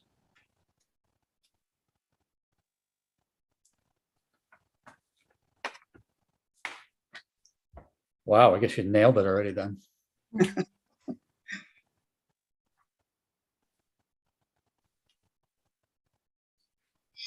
Okay, just clarifying, the extra 100,000 is going to help. Your email describes the commitment from John Kader, so we're going to take it as gospel, but there is a proviso that appropriations and finance committees would bless it as well. We would have an expectation they would be in support of it, but we probably just need to be conservative in our assessment of that. But that's good news. Just the only thing I would ask, John, in discussions that I had with the town accountant to understand the reserves and where things are coming from and what we could use to offset the cost of the project, we had also talked about the difference between what's involved in the budgeted amount the CPC has to work with and actual receipts, and some differences and possibilities of the reserve being increased because of that next year. Is that anything else that is worth discussing tonight or not? Rick, I apologize. I didn't hear the whole sentence. When I was working with the town accountant to understand what was available in affordable housing reserves, so we could come up with this $603,000 number to offset the cost of the project, we also talked about what's actually available in terms of community preservation money compared to what the committee was given as a target number to allocate for fiscal year 23. Yes, I'm There are some sorry. differences in the possibility of the reserve being increased fairly substantially next year that may play into decision-making for this project.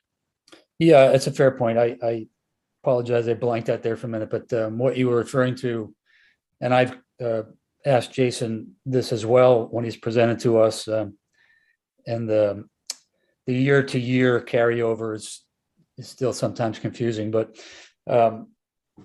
as town accountant, and we spoke about this at the beginning of the meeting, he sets a conservative target for the revenue and state match.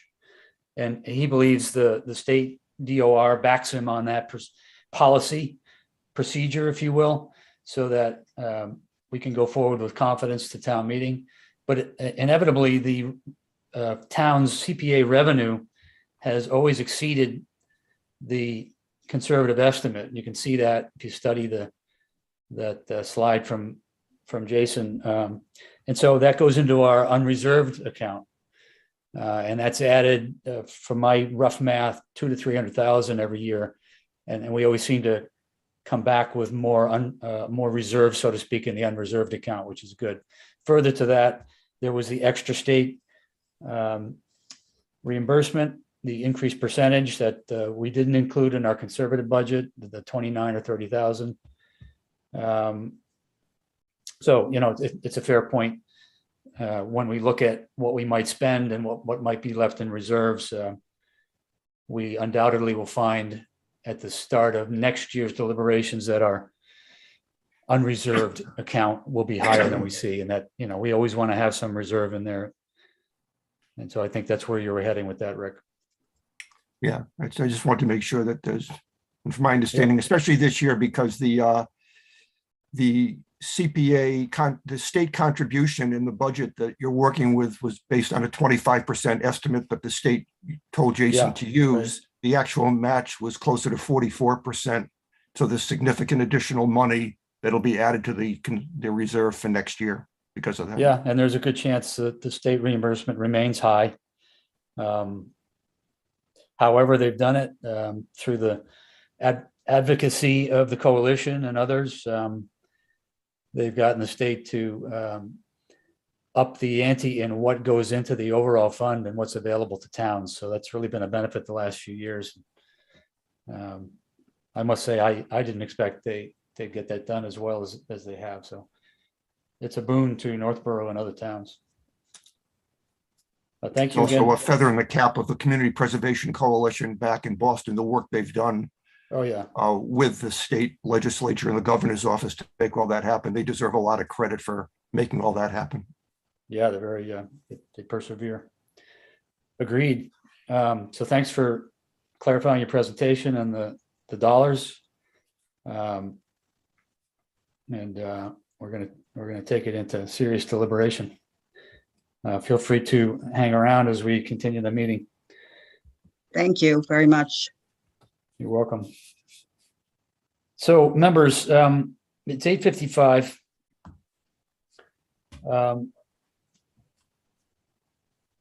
I guess I need feedback and consensus. We can dive into the budget. We can start making some determinations, get a sense of where we stand. We can dive into motions for approvals. I suspect it would bring us, at least to 9:30. Are you game for that, or should we wait till our next scheduled meeting, tentatively next week, but may have to be moved based on town availability? Can you give me your feedback, anybody? If we My have a feeling is meeting if we next- could, oh, go ahead. I was just wondering if we have a meeting next week, could it be in person, or are we still under Zoom guidelines? We are, each committee is able to decide to meet in person. And I am open to that personally, but also respectful of individuals' wishes. Yeah. I don't think we should be meeting in person at this point. And honestly, I think it's just as effective doing all the screen shares and everything. I think it's actually more effective and it's more open to the community to do it this way. So that's my feeling, is to keep doing it this way. It's a fair point. And John, just to clarify the modified COVID policy, we did take a step back when the numbers rose so dramatically. So we are currently requiring all boards and committees to meet remotely. Thank you, Andy. That clears it up completely. My- So Sean, Much more yours- compelling than my argument. Really Yeah, handy you were, having you here. unfortunately, Sean, you're stuck trying to log in again, It'd take us another half an hour to get on, but boy, you look really good though. Yeah. You're a Well, pro seems now, like- Sean. It might take another phone call to you, John, and get your help again, but Yeah. put me over the top. There's always a Zoom hassle. It's not just you. Zoom Okay. hassle. All right, so back to the original question. You want to dive in and see how much we can get done in like a half an hour? Yes or no? My question is, how many more meetings are we going to need? If we stay tonight, will that reduce the number of additional meetings we need, or will we end up with the same number of additional meetings either way? If we reasonably make our determinations on every application, we would not necessarily be required to meet again before town meeting.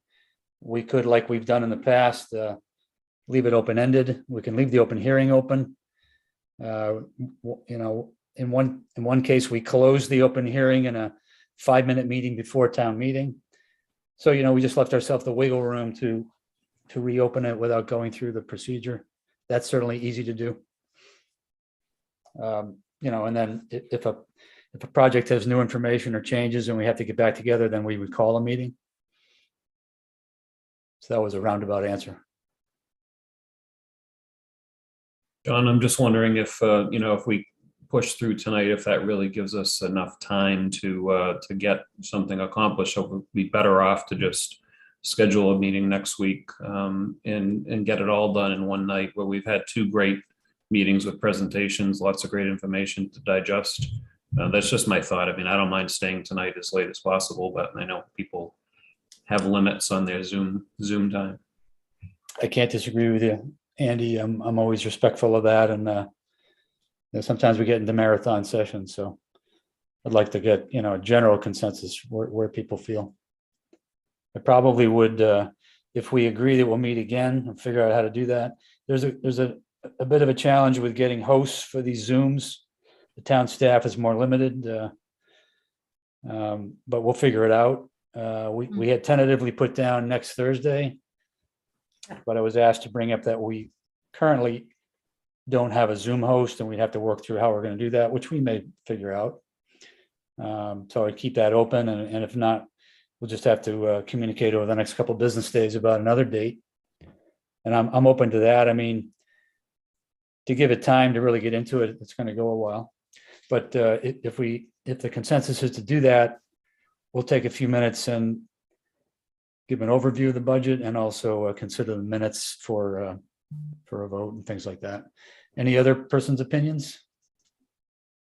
I think I agree with Andy that maybe diving into it in more detail and depth another time might be more effective. It's a pretty big slate, right? Yep. Yeah. That's where I was headed with my question too. I agree. John, I'll just add that I can potentially host myself, so that may be an option next week. I don't think there's any conflict in me hosting and being a member. Okay. Without counseling. All right, so I'm hearing general consensus that we should plan to meet again. Gives ourselves a little more time with clear heads. But let's take just 1 minute. I want to go back and share my screen.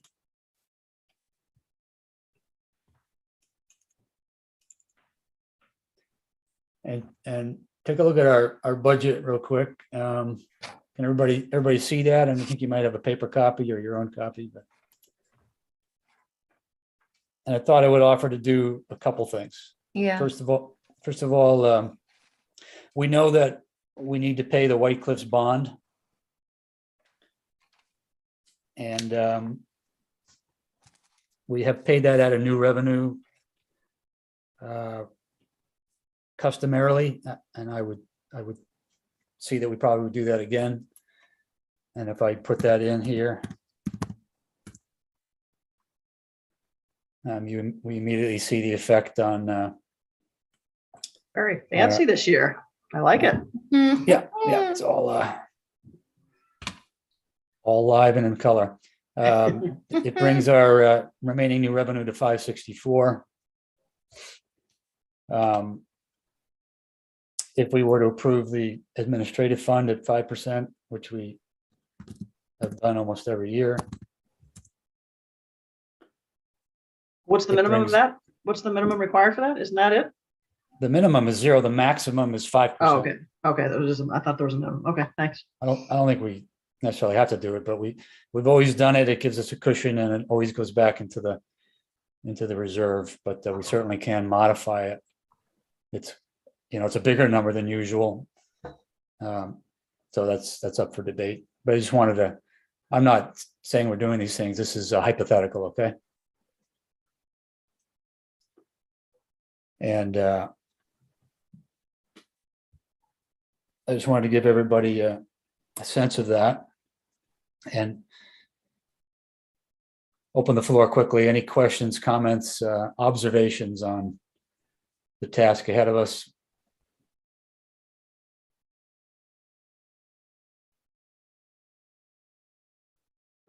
I just think we're gonna find one of those big projects is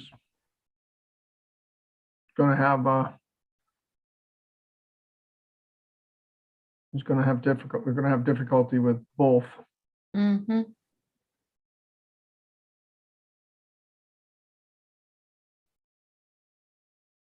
And I always hate to cut into the open space aspect, but we do have, our goal has been about 1 million.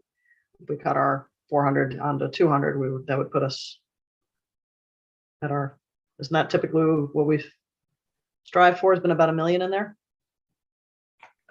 It's correct. It's our stated goal. So that would be, You know, I thought, is to recoup 200 from that. yeah, good. We've done years good where we've done, compromise. I'm sorry, what? I think we're headed in that direction.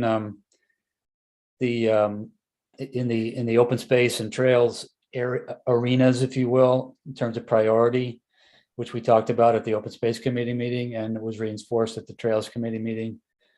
The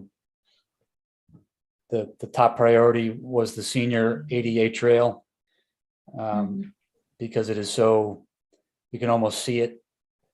The trail already exists, and you know, it's you know, has a lot of benefit, seems affordable to do. And the second priority right behind it is the aqueduct program, for all the reasons that Brian and Bob brought forth about the potential to keep the momentum going and the potential infrastructure dollars, which I thought was a good point. So we had agreed the conservation fund additional monies was third priority for any money at all. So that amount can be amended if needed, or if determined. Yeah, I mean, it's customarily, we've looked at this request from Open Space. Like I say, we bring it forward almost every year.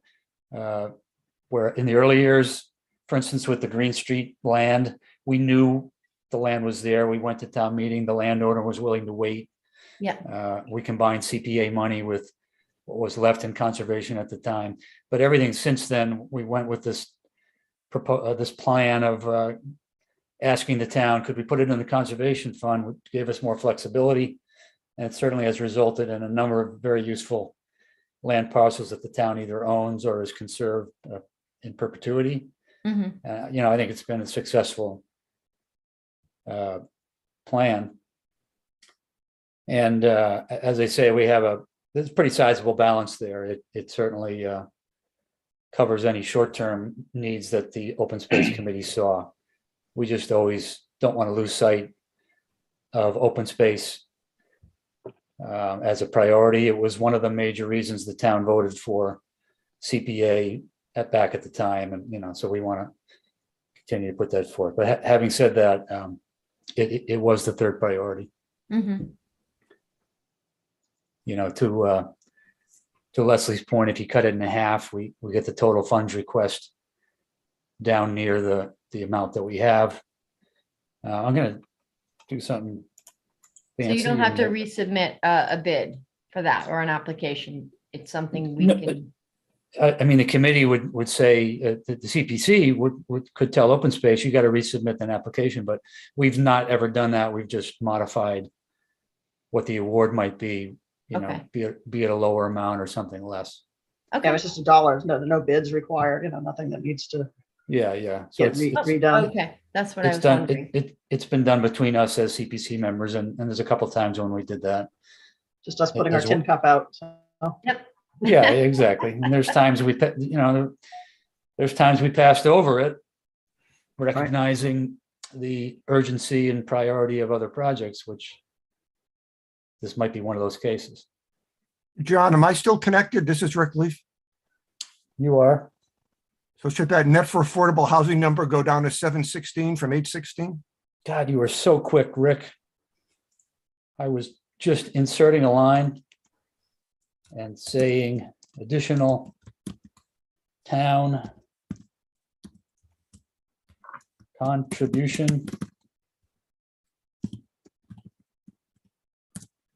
Whoops. Whoa. We'll take it. Keep that. Nice. Sorry, zero key wasn't working well. What's the decimal point? Rats. And I gotta Spent. I gotta modify this cell. Oh, I know, I did it wrong. Stand by.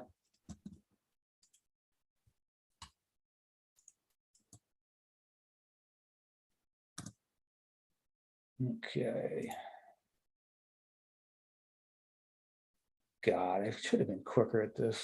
Sorry to Better than I am. screw everybody up. There we go. I got it to work. So that being said, we count 100,000. We're down to 1,000,007 total requests. You know, one possibility, you know, let's say that we agree this wasn't as urgent this year. you're down to 1,000,003, what if that was, only 100,000, we're at 1,000,004. And we have potentially 1,534,000 to debate with. One question I guess I would ask Rick, we've done this with all big ticket projects, is there a way to span it across a couple of years?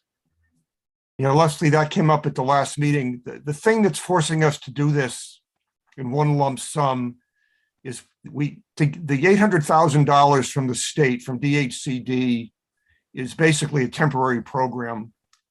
They very seldom have provided any incentives for this kind of development before. We were made aware of this program earlier in 2021. We spent the time to figure it out. We were told that this money, there's no guarantee how long it's going to last. It's dependent on how many other housing authorities are making application and when the state wants to end the program. So our feeling is, if we don't get this application into the state soon, either someone else is going to grab the money or they're going to end the program. And the state won't consider the funding for the program until the town or the housing authority can demonstrate they have the commitment, all the funds to make it work. So really, we need to make this decision really even before town meeting, so that Lynn can get her application in to show that between all the different commitments that we have, in total, we have the $2.4 million to do the project. So it's an all or none. If we said, okay, we can do 516,000, it wouldn't be. Would that be? Lynn's application to the state has to show she, one way or another, has found $2.4 million in funding. If she can't show that, they won't consider the application. All right, thank you.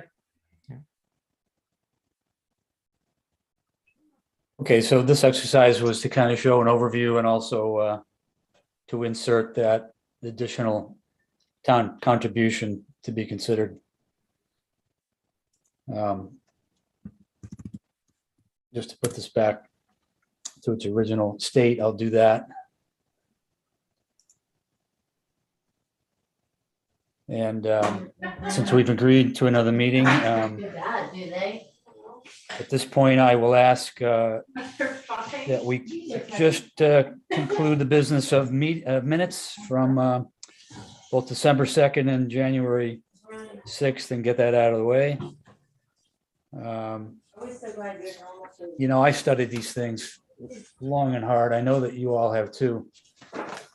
So does anyone have any questions or edits of the December 2nd minutes, or otherwise a motion to approve? So moved. I just have Second. John, I just have one minor edit on attendance. I believe it lists Jeff Leland as being absent. I believe he was there. Thank you for pointing that out. Are we talking, Andy, the January 6th minutes or the December 2nd minutes? December 2nd. Like, he's actually shown twice. His name's in the members and it's also in absence. So it's just a Okay, kind of maybe oversight. that's the error. I remember seeing that error, so I didn't look as close. Sometimes I'm not sure where I am. Duly noted. You might have come in just after, I'm not sure. Yeah. Any other edits on the December 2nd minutes before we entertain a motion again? Hearing none, is there a motion to approve? So moved. Second. Leslie's motion, and the second was Todd. from? Who seconded? I'm sorry. Todd. That was Todd. Todd, you're there. Nice to hear from you. Okay. Any other questions? Hearing none, I'll take a roll call to approve the December 2nd minutes. And please say yay or nay when you hear your name. Andy Dowd, Yes. Andy Clark, Yay. Leslie Harrison, Yay. Jeff Leland, Yay. Todd Helwig, Yep. Millie Milton, Yay. Sean Durkin, Yay. John Campbell. So approved. Next, the January 6th minutes. Any comments, edits?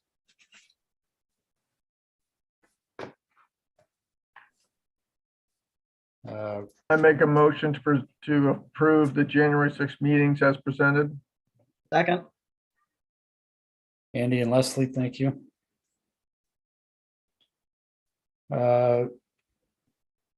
Just one comment. Jeff, were you actually absent January 6th then? I was absent. I apologize for that. That's all right. You're excused. no public Nice to have- shaming here. Nice to know where you are this time. Any questions then or further comment? Hearing none, roll call vote to approve the January 6 minutes of the CPC. Andy Dowd, Yes. Andy Clark, Yes, Leslie, Yes, Jeff, Yes. Todd, Yep. Millie, Yes, Yay. and John, yay. Minutes approved. hey, John, on we're your gonna- spreadsheet, Assabet Park is misspelled, sorry. Damn it. It would not be a complete meeting, Leslie, without your finding and edit. Thank you so much. You're welcome. Let me Made my stop whole sharing evening. it. I thought that had come down.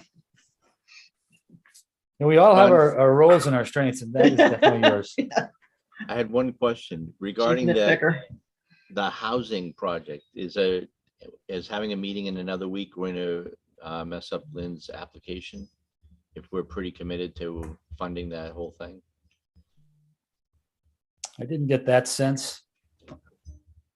I don't We believe need that. to, I don't believe that would be an issue. It's not that Yeah. time sensitive. Thank you. we traditionally are asked to get our votes done by early February for the purpose of finalizing the warrant. So next week certainly takes care of that. The week following could also potentially work. We had preliminarily set next Thursday, the 3rd. Is that right?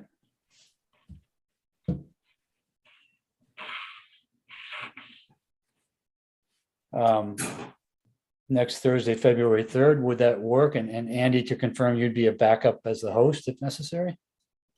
Well, unfortunately, I have to go back on my word because I just realized I have a conflict that night. So Okay, that could be a problem if you need me to host, especially. understood. And what does it take to host? Is it complicated to learn? I mean, I can try to. Do you have, Yeah. Andy, do you have a conflict to host or a conflict to attend? Pretty much both. Okay. So a different date would be better. Yes. What does the And following, what's less the following already- Thursday, the 10th look like? That works for me. Can I get everybody else? Works for me. Yep, I'm fine with that. yep. Yep. I think I'm pretty good. Todd, you too? Yes. I think it's okay for me too.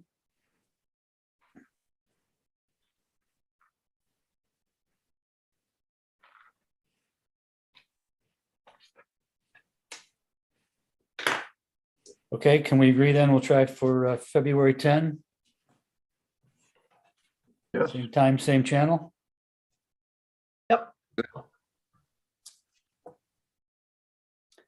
And any new information, questions, comments, please do not copy all and send an email if there is a discussion point. Rather, let's direct it back to the town staff through Michelle Silly, I would say, who is our de facto contact person.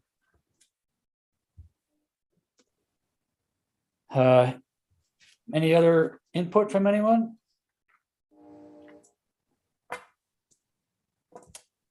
Hearing none, I'll entertain a motion to adjourn. second, So moved. Thank you and thank you. Quick roll call to adjourn. Andy Dowd, Yes. Andy Clark, yes. Leslie, Absolutely. Jeff, Yes. Todd, Yes. Millie, Yes. Sean Durkin, Yes. and me. Yeah. Thanks, Yay. everybody. Thanks for your patience. Good Thanks. meeting. See you next time.